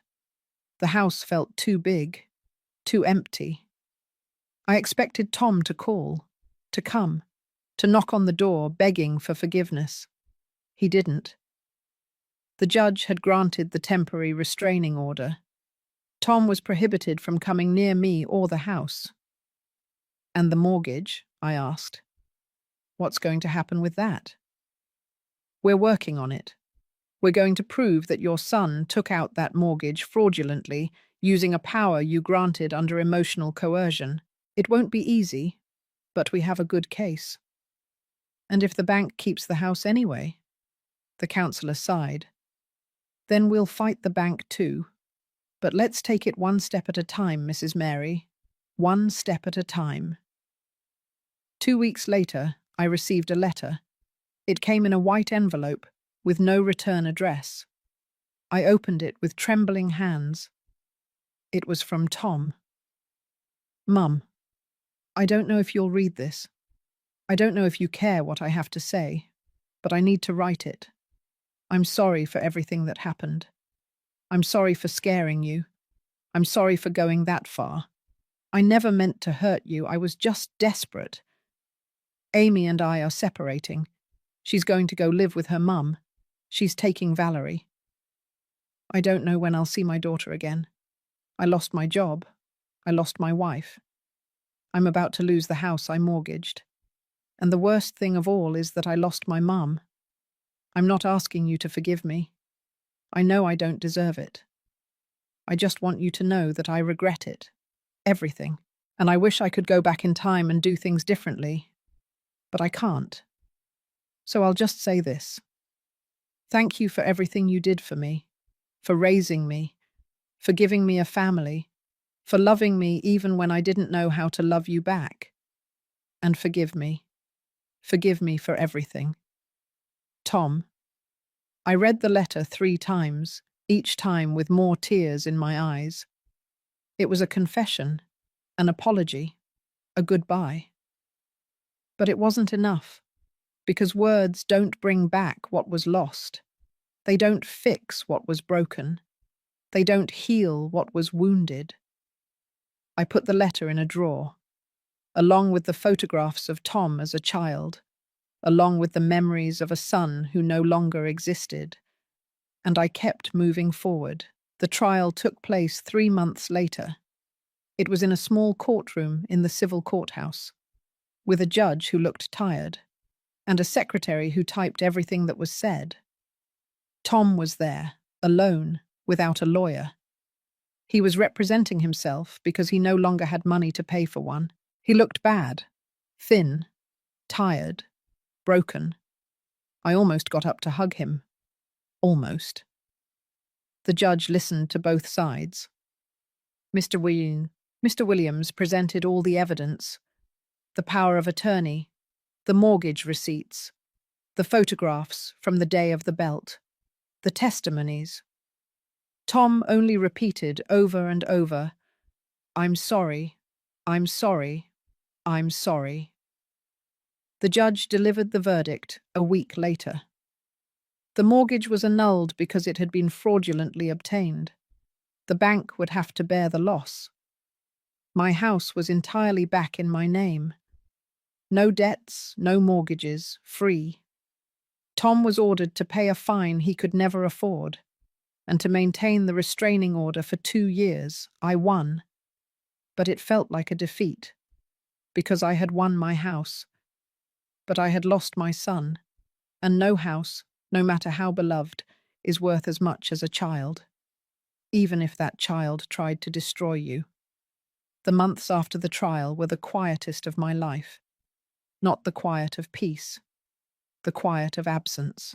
Like when someone dies and the house is filled with that emptiness that nothing can fill. Every day I woke up expecting to hear the phone, a call from Tom, a text message, anything. But nothing came. The house was officially back in my name. Mr. Williams had handed me all the papers in order. The clean deed, no mortgages, no liens, completely mine. I should have felt relief, joy, victory, but all I felt was a hollow space in my chest that grew a little bigger every day. One afternoon in November, 2 months after the trial, Carol came to visit me. She arrived with baked goods and hot cider, as she always did when she knew I was sad. We sat at the kitchen table, that table that had seen so many conversations, so many meals, so many tears. "Have you heard anything from him?" Carol asked, although she already knew the answer. "Nothing. Absolutely nothing." "And about the baby?" I shook my head. The tears began to burn my eyes before I could stop them. Sometimes I wake up early and I think about her, about Valerie. I wonder how she is, if she's talking yet, if she's walking yet, if she remembers me. She's too young to remember, Mary. I know, and that's what hurts the most, that I'm going to be the grandmother she never knew, the grandmother who exists only in old photographs and in stories they may never tell her. Carol squeezed my hand on the table. "You did the right thing, okay?" "Because it doesn't feel like the right thing. It feels like I destroyed my own family." "You didn't destroy it, honey. It was already destroyed. You just stopped pretending it wasn't." She was right, as always, but that didn't make it hurt any less. That same week, I received an unexpected call. It was a woman's voice, young, nervous. "Mrs. Mary?" "Yes, who is this?" "I'm Carla, Amy's cousin. We met at Tom's wedding." I vaguely remembered a tall girl with glasses who had been sitting at a table in the back. She had been one of the few people who had spoken to me that night. "Yes, I remember you. What happened?" "I wanted to tell you something. About Tom and Amy." My heart started beating faster. "What happened? Are they okay? Is the baby okay?" "The baby is fine. She's with Amy at my aunt's house. But, Mrs. Mary, you need to know something." "Tell me." Carla sighed. I could feel her discomfort through the phone. "Amy is planning to move to the United States. She has a sister in Texas. She wants to take Valerie. For good." I felt the ground disappear beneath my feet. "When?" "In 2 weeks. She already bought the tickets. She's arranged everything." "And Tom?" "Tom doesn't know anything. Amy says he has no right to an opinion, that he's a loser and Valerie deserves better." "And why are you telling me this?" Silence. Then, in a broken voice, "Because I saw how Amy treated you, Mom. Your family, you, and it wasn't right. And now she's doing the same thing to Tom. She's taking his daughter without him knowing. And I can't stay quiet. It's not fair. Does Tom know you're calling me? No, no one knows. And I ask you not to say it was me who told you. But I thought you should know. For Valerie. Because that baby deserves to have her family. All of her family. We hung up. I was left with the phone in my hand, trembling. Amy was going to take my granddaughter to another country, and Tom had no idea. I could stay quiet. I could let things take their course. I could say it wasn't my problem, that Tom deserved it for everything he had done to me. But it wasn't about Tom. It was about Valerie, my granddaughter, an innocent child who was not to blame for any of this. And in that moment, I made the hardest decision of my life. I was going to help my son, not because he deserved it, but because it was the right thing to do. I called Mr. Williams that same afternoon. "Counselor, I need your help. Again." I told him everything. Carla's call, Amy's plans, the tickets to the United States.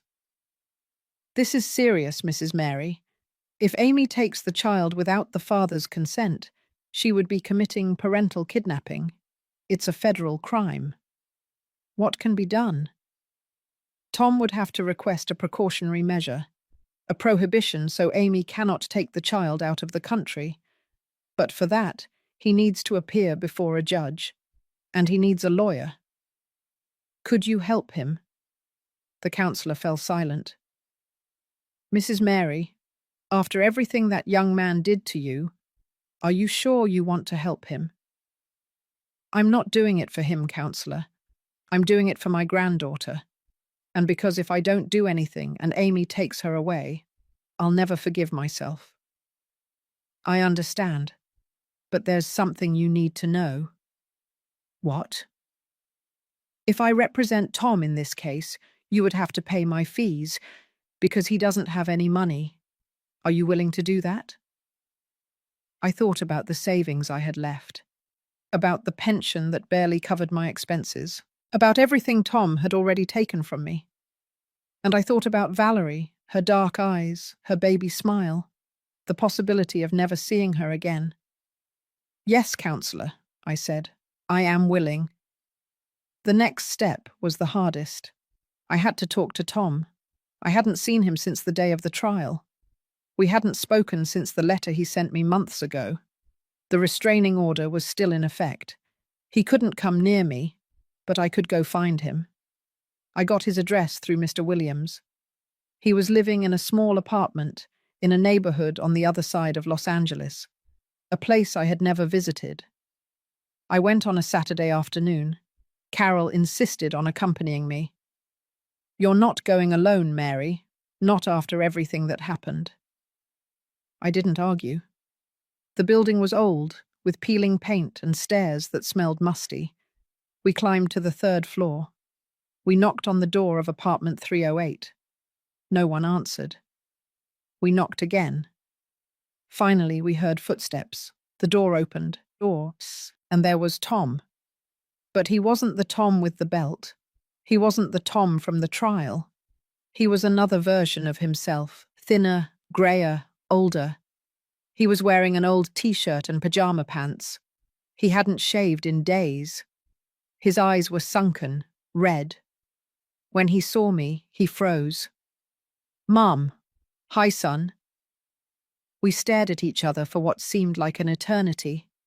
Two strangers who were once family. "What are you doing here?" he finally asked. "We need to talk. May I come in?" He looked at Carol, then at me. He hesitated. "Yes, of course. Come in." The apartment was tiny. A living room that was also the dining room, a narrow kitchenette. A door that led to what I assumed was the bedroom. There was no furniture, just a mattress on the floor, a plastic table, 2 folding chairs. "Sorry for the mess," Tom said. quickly picking up some empty beer cans. I wasn't expecting visitors. We sat in the folding chairs. Tom remained standing, leaning against the wall, with his arms crossed. "How did you find me?" he asked. "It doesn't matter how. What matters is why I'm here." "Why?" "Because I need to tell you something. About Amy and about Valerie." I saw his body tense up. "What's wrong with them? Are they okay?" "They're fine, but they won't be for long if you don't do something." I told him everything. Carla's call, the plans to go to the United States, the purchased tickets, the departure date. With every word I said, I saw Tom crumble. He slid down the wall until he was sitting on the floor. He covered his face with his hands. "She can't do that," he whispered. "She can't take my daughter away from me." "She can, and she will, unless you act now." "How? I don't have money. I don't have a lawyer. I don't have anything." "I have a lawyer, and he's willing to help you." Tom lifted his head. He looked at me with those eyes that were once a child's. "Why? Why would you help me after everything I did to you?" I took a deep breath. I searched for the right words, the words that were true. "I'm not doing it for you, Tom. I'm doing it for Valerie, because she deserves to know her family. She deserves to grow up close to her dad. And because if I don't do anything and you lose her, I will never forgive myself. Not because you're my son, but because she is my granddaughter. And the mistakes you made shouldn't cost her her future." Tom started to cry, soundlessly, just tears rolling down his face and falling onto the dirty floor of the apartment. "I'm sorry, Mum. I am so sorry." "I know, son. I know. I don't know how to fix this. I don't know how to fix myself. One step at a time.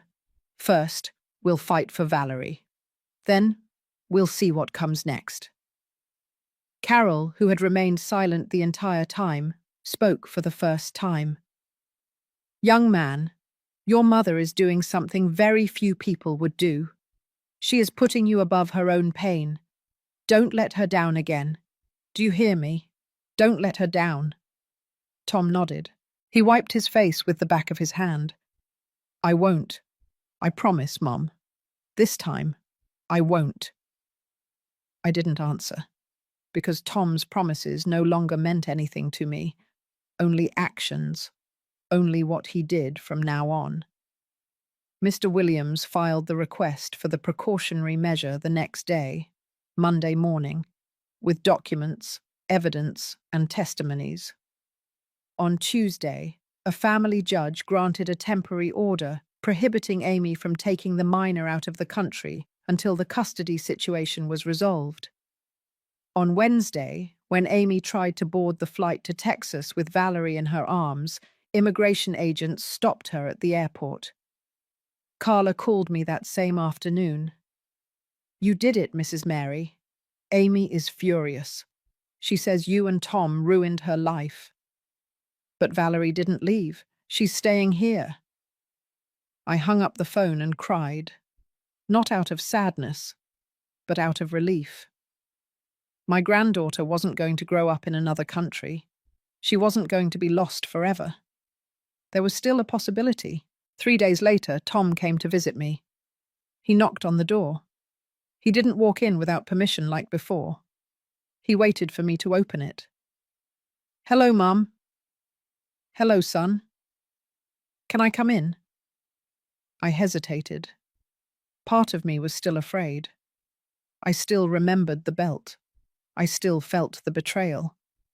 But another part of me saw the man in front of me, not the one who had threatened me, but the one who had just lost everything and was trying to rebuild himself.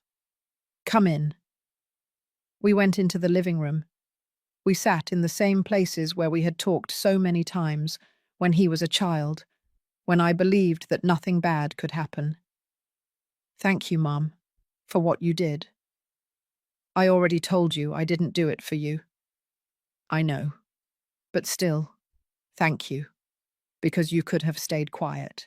You could have let Amy take her, and no one would have blamed you. I would have blamed myself. That makes you a better person than me. I didn't deny it, because it was true.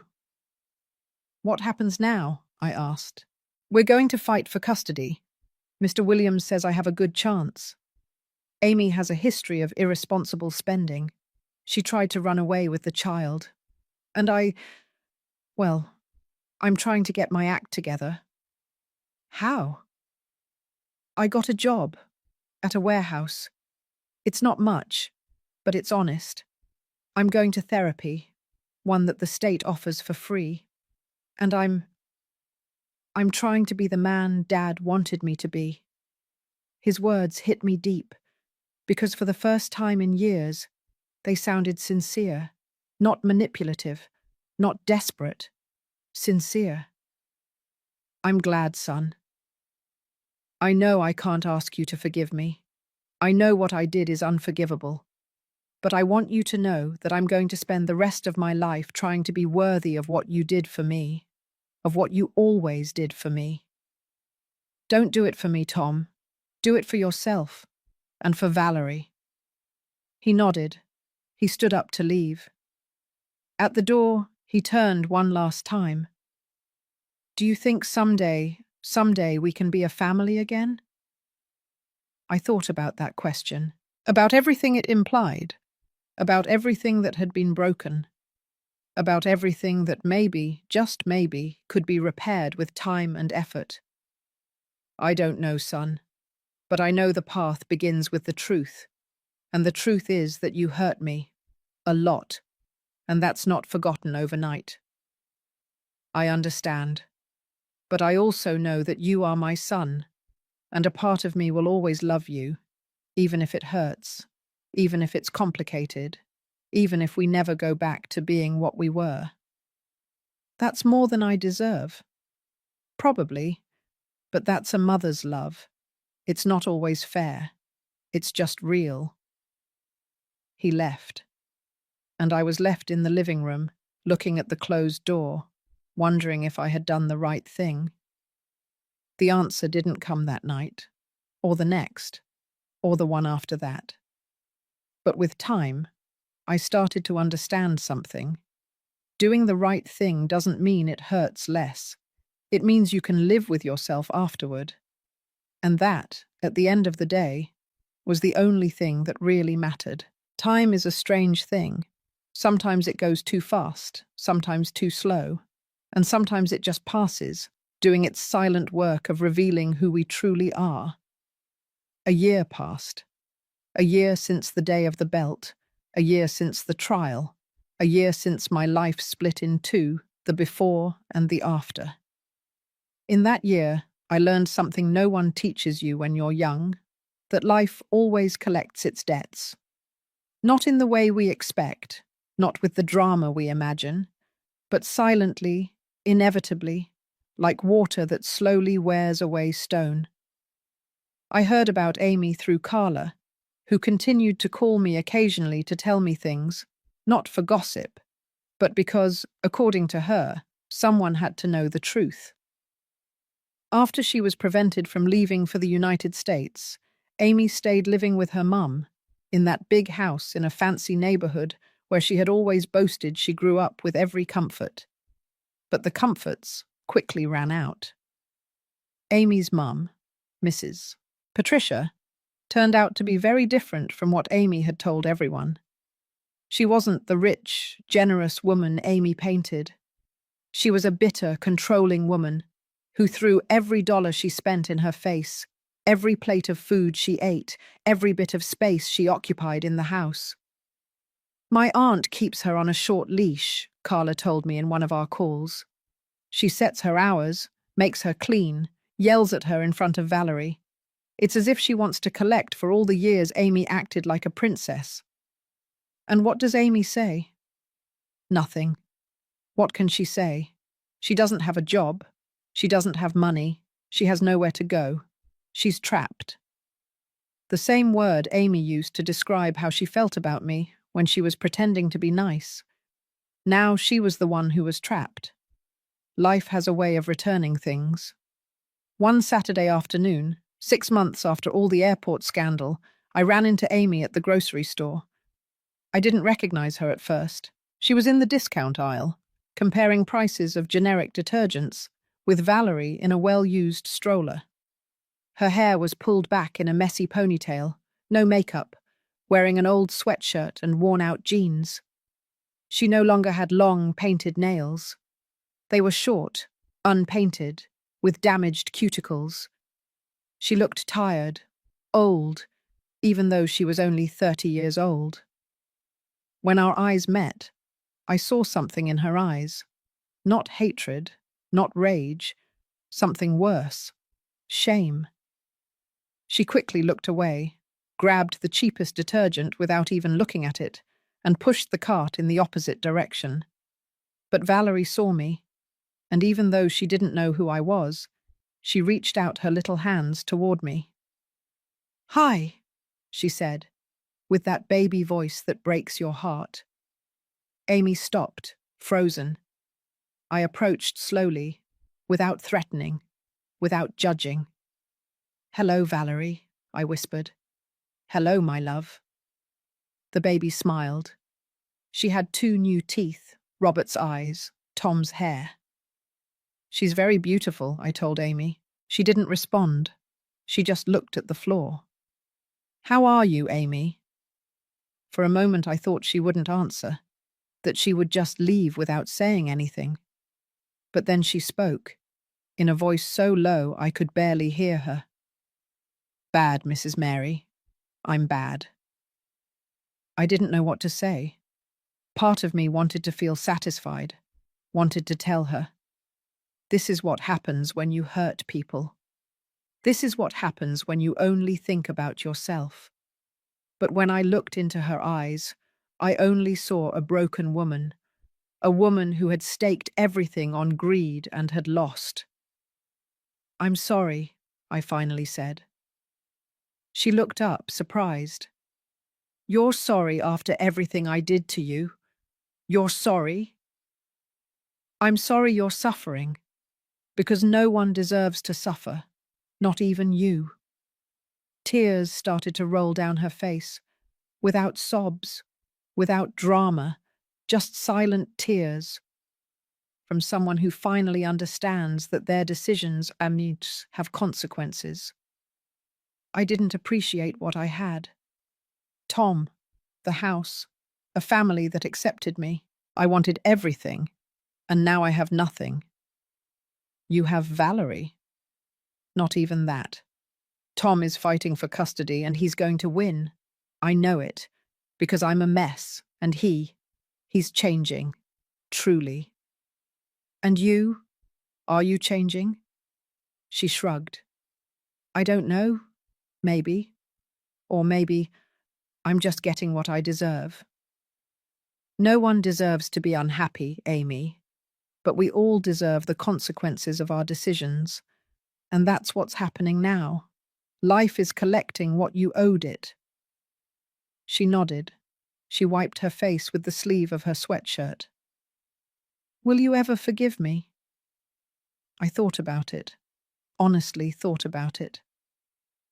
"I don't know, but I know that forgiveness is not asked for, it's earned, and that takes time, a lot of time." "I understand." Valerie started crying. Amy took her out of the cart and rocked her awkwardly, without practice, without patience, like someone who never learned to be a mother because she always thought other people would do the work for her. "Do you need help?" I asked. Amy looked at me. In her eyes, pride was fighting with desperation.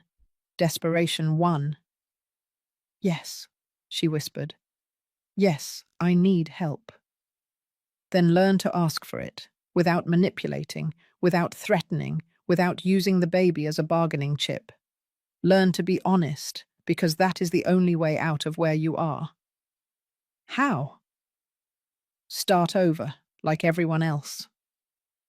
I walked away, leaving her there with her discount cart and her crying daughter, and the whole life she had built on lies crumbling around her. I didn't feel joy, but I didn't feel guilt either.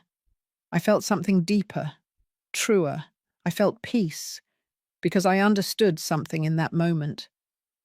I didn't need her to suffer to feel good, but I also wasn't going to carry her suffering as if it were mine. Everyone had to live with the consequences of their own decisions, and that is the purest form of justice that exists.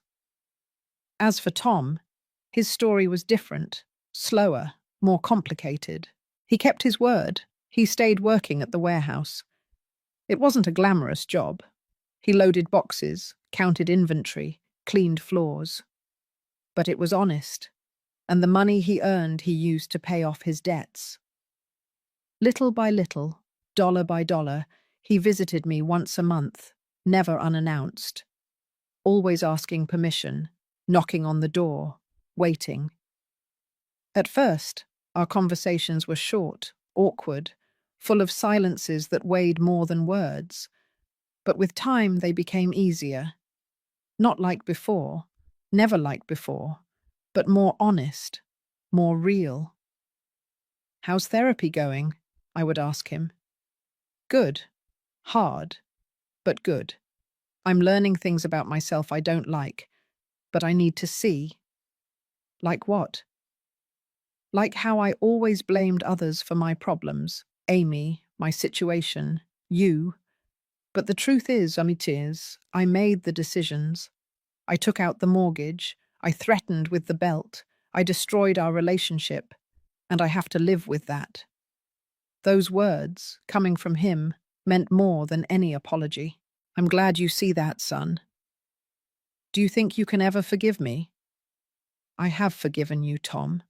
But that doesn't mean I forget, or that things go back to how they were. Forgiveness is so I can sleep in peace. It's not to turn back time." "I understand. The custody trial took place 8 months after the airport incident. I went to the hearing, not because Tom asked me to, but because I wanted to see with my own eyes what was going to happen to my granddaughter. The judge was a woman, about 50 years old, with glasses and a serious expression that gave nothing away. She listened to both sides. Tom, who presented evidence of his stable job, his therapy, his clean and tidy apartment that he had prepared to receive Valerie, and Amy, who arrived without a lawyer, crying, asking for another chance, promising she would change, that she would be a better mother, that she just needed time. The judge delivered the verdict a week later, joint custody, but with primary residence at Tom's house. Amy would have supervised visits until she demonstrated financial and emotional stability. Tom left the courthouse crying, from relief, from gratitude, from fear of all the responsibility that had just fallen on his shoulders. "You'll do great, son," I told him. "You'll make mistakes, all parents do, but you'll do it with love, and that's what matters." "Thank you, Mum, for everything."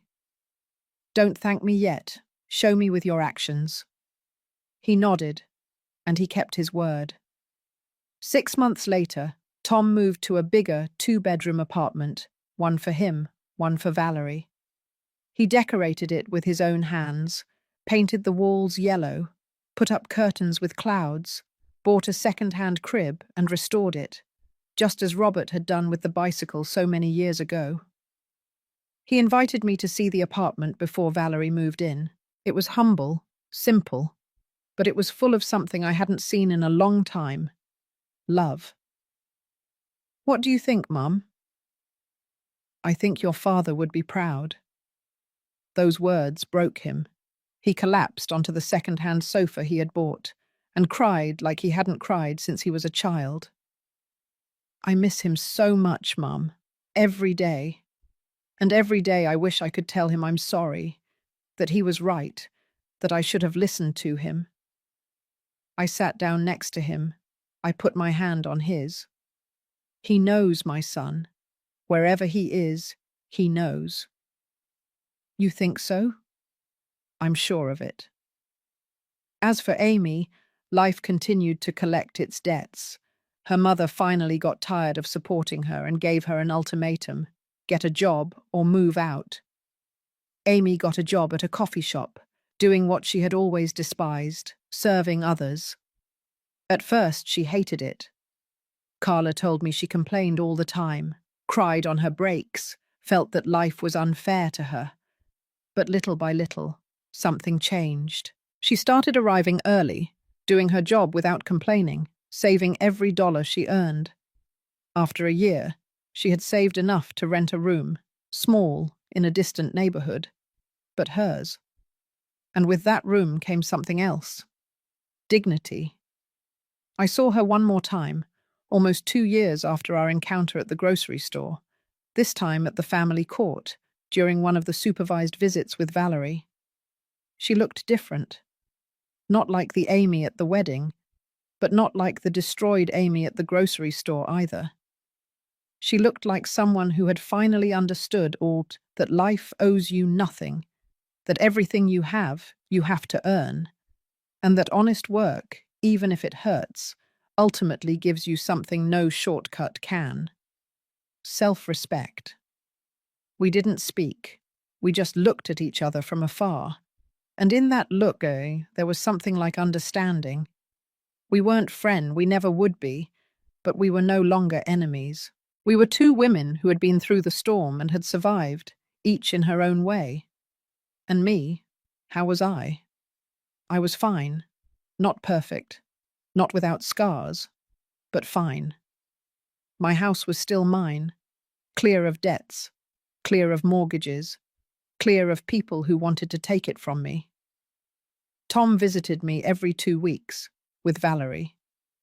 My granddaughter ran around the yard, chasing the butterflies that visited the lilac bush, that lilac bush that continued to bloom purple, bright, and loyal. The baby called me Grandma Mary, with that little voice that melted my heart. And when she hugged me, I felt that everything, absolutely everything that had happened, had been worth it. One Sunday, after lunch, Tom and I stayed at the kitchen table while Valerie napped on the living room sofa. "Mum, I want to ask you something." "Tell me, son." "Did you ever call me crazy when all of that was happening? Did you say I was crazy for not giving them what they asked for?" I thought about it. I remembered those dark days, those nights of fear. "No, son, I never called you crazy.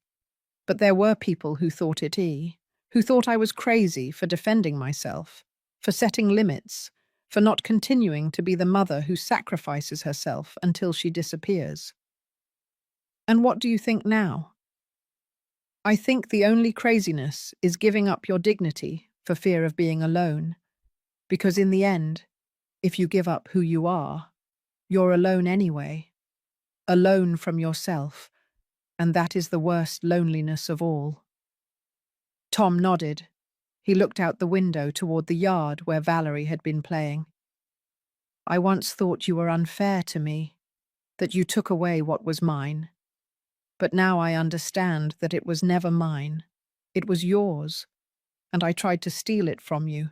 Not just the house, your peace, your dignity, your life. You understand it because you matured, son, because life taught you. Sometimes life is the best teacher, even if it's the hardest. Did you ever see how I ended up after everything that happened?"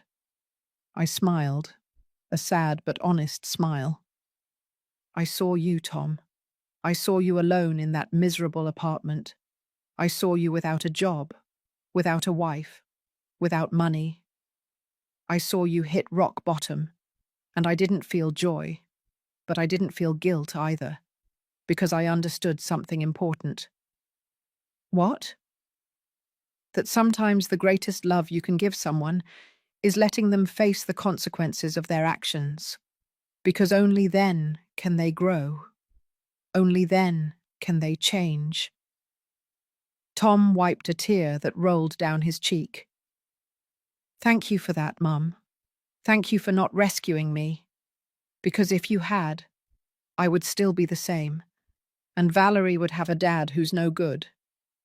You're right, but I'll also tell you something. I saw that you got up. I saw that you changed. And that son, that fills me with pride. We fell silent, that comfortable silence that can only exist between people who have passed through the fire and come out the other side. Life always collects its debts, doesn't it, Mum? Always, son. Always, sir. Sometimes it takes time. Sometimes it seems like it will never arrive, but it always collects. And it collected years of silence from me, of enduring, of not defending myself. But it also collected from those who hurt me, not with my revenge, but with their own decisions. Karma, he said. Justice, I replied. Simply justice. Today is 3 years since that afternoon of the belt. 3 years since my life split in two. 3 years since I learned that sometimes defending your dignity costs everything you have, and that it is worth it. I am sitting on my front porch, in the same place where Robert used to sit to read the newspaper on Sunday mornings. The afternoon sun warms my face. The lilac bush is still blooming in the yard. Purple, bright, loyal. Valerie runs barefoot through the garden. She's 4 years old now, her long hair tied up in 2 pigtails, Robert's eyes, Tom's laugh when he was a child. Grandma Mary, look, a butterfly. How beautiful, my love. What colour is it? Yellow, like the sun. I smile, that smile that only grandmothers know, the one that hurts and heals at the same time, the one that carries all the weight of the world and all the lightness of hope. Tom is in the kitchen making iced tea. I can hear him moving things around, humming a song, how he has made this house his own again, but in a different way, respectful, humble. He has been coming every Sunday for 2 years with Valerie to eat, to talk, sometimes just to be in silence together. He is not the son I had. That son died the day of the belt. But he is the man that son could have been if life hadn't led him astray. And that man is learning to be better every day. He comes out to the porch with 2 glasses of iced tea, gives me one, and sits in the chair next to mine. Thank you, my son. You're welcome, Mum. We drink in silence, watching Valerie chase butterflies, watching the afternoon fall slowly over the yard, watching life continue its inevitable course. Mum, can I ask you something? Of course, son. Do you ever regret it? All of it. Confronting me, revoking the power, everything. I think about it. Honestly think about it, because that question deserves a true answer. I regret many things, Tom. I regret not setting limits sooner, giving you everything without teaching you the value of earning it, rescuing you every time you fell instead of letting you learn.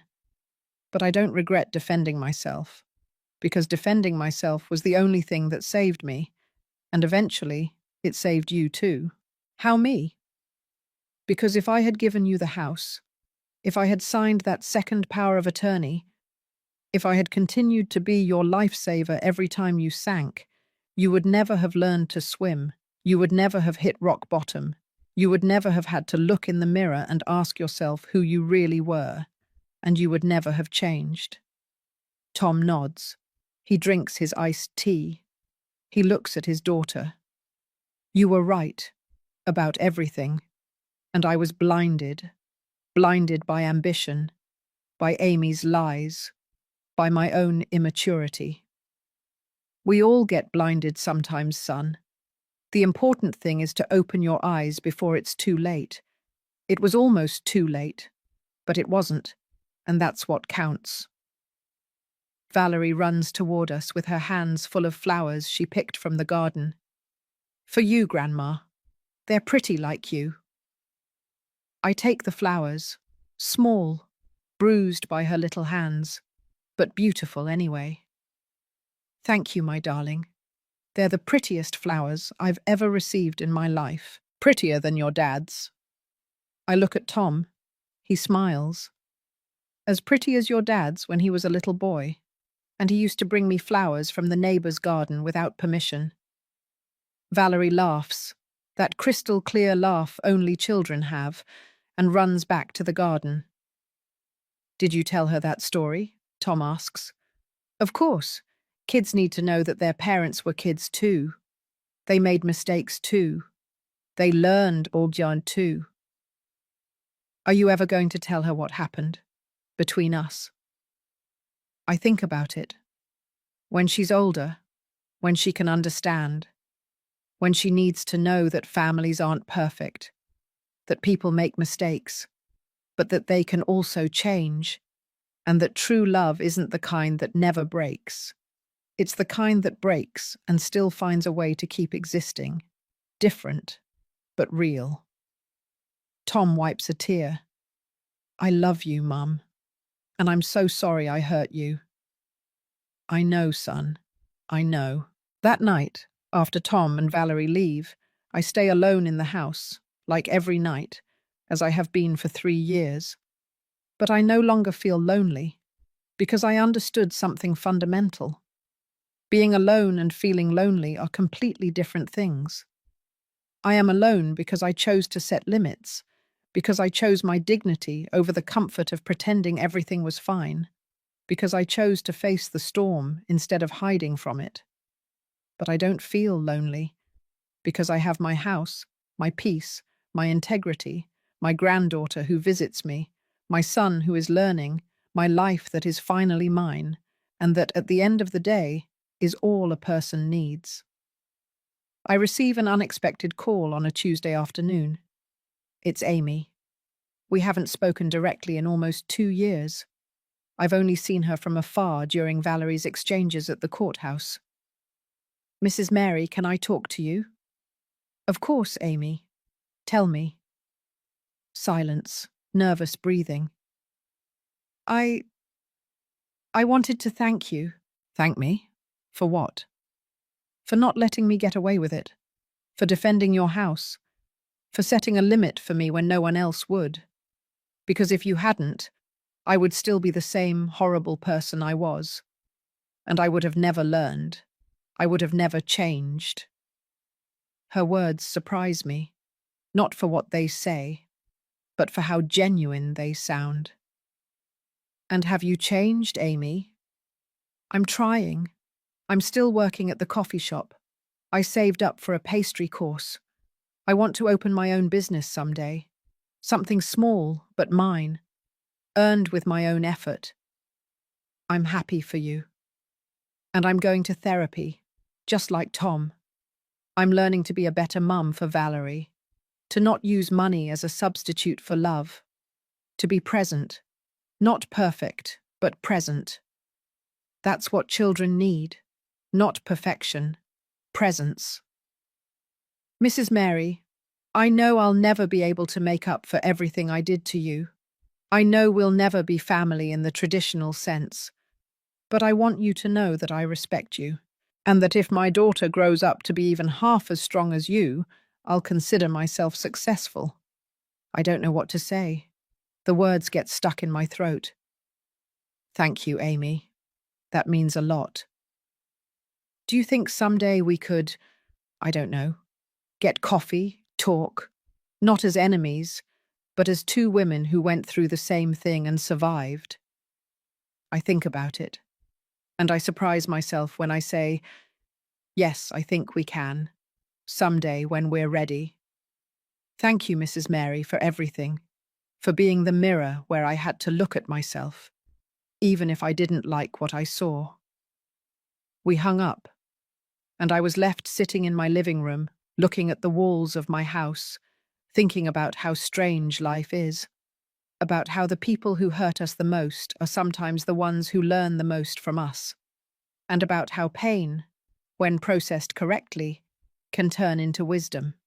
One Sunday, 3.5 years after everything, Carol and I are drinking coffee in her kitchen, as we have done for 40 years, as we will continue to do until one of us is no longer here. You know what I admire most about you, Mary, she says suddenly. What? That you never became bitter. After everything that happened, many women would have become hard, resentful, closed off. But you didn't. You kept being you, just stronger. I don't always feel strong, Carol. No one feels strong all the time, my dear. Strength is not about not being afraid. It's about being afraid and still doing the right thing. And do you think I did the right thing? What do you think? I think about it. I think about the whole journey, everything lost, everything gained. I think I did the only thing I could do, and that has to be enough. Carol smiles, that wise smile of someone who has lived too much and seen too much. That's not just enough, Mary, it's everything. Today, as I write this in my journal, as I leave these words as a testimony of what I lived, I think about all the women who are going through the same thing I went through. The women who are being manipulated by their children, by their partners, by their family. The women who are giving and giving until they have nothing left. The women who are afraid to set limits because they fear being left alone. And I want to tell them something. It's better to be alone than to be accompanied by people who destroy you. It's better to lose everything than to lose your dignity. It's better to face the storm than to live under the shadow of constant threat. Because in the end, the only thing that truly belongs to you is your integrity. And if you give it away out of fear, out of misunderstood love, out of not facing conflict, then you've lost everything anyway.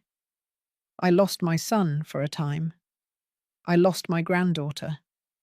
I lost the fantasy of the perfect family that never existed. But I gained something more valuable. I gained my self-respect. I gained the peace of sleeping, knowing that I did not betray my principles. I gained the strength of knowing that I can survive anything. And eventually, I gained back a more honest version of my family.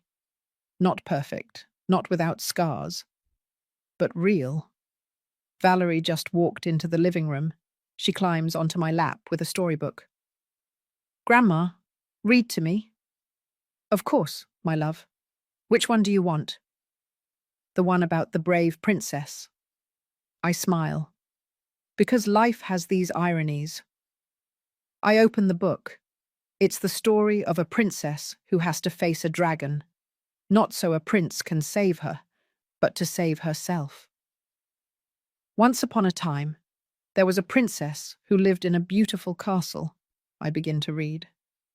But one day, she discovered that the dragon threatening her didn't live outside the castle. It lived inside, and it was much harder to defeat. Did she defeat it? Valerie asks. Yes, my love. She defeated it. Not with a sword, but with something more powerful. What? With the truth, and with the decision to stop being afraid. Valerie looks at me with those enormous eyes that absorb everything. Did you defeat a dragon too, Grandma? My voice breaks a little. Yes, my darling, I defeated a dragon too. And how did you do it? The same way the princess did, with the truth, and by letting go of fear. And were you happy afterward? I look out the window. The sun is setting over the yard. The lilac bush is still blooming. Tom is in the kitchen preparing dinner. The house smells of chili and cornbread. I breathe. Yes, my love, I was happy. Not always, not perfectly, but I was happy because I was finally free. Valerie smiles and snuggles against my chest. I want to be brave like you too, Grandma. You already are, my darling, you already are. If my story helps just one woman open her eyes, it will have been worth it. If my pain serves for someone else to set limits before it's too late, it will have made sense. If my experience gives strength to another grandmother, another mother, another woman who is being manipulated by those she should love, then every tear I shed will have watered something good, because life always collects its debts. Always. Not with our revenge, but with its own consequences. And in the end, the only thing that remains is the truth of who we are, of what we did, of what we chose to defend. I chose to defend myself, and I don't regret it. Because in that terrible moment, when my son raised the belt, when my daughter-in-law laughed, when I thought I had lost everything, someone rang the doorbell. And that someone was life itself, reminding me that I wasn't alone, that I was never alone, that there is always a way out when you have the courage to look for it.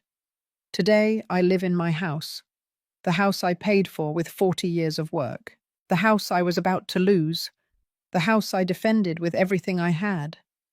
And every morning, when I wake up and see the sun coming through my window, I give thanks. Not because everything is perfect, but because it's mine, earned, defended, deserved. And that, in the end, is the only thing that matters. Thank you for listening to the end. If this story touched your heart, subscribe and hit the notification bell to hear more stories of women who transformed their pain into wisdom. Every day, one woman, one life lesson. Share this story with someone you love. Sometimes a story like this can change an entire day. God bless you, and until next time.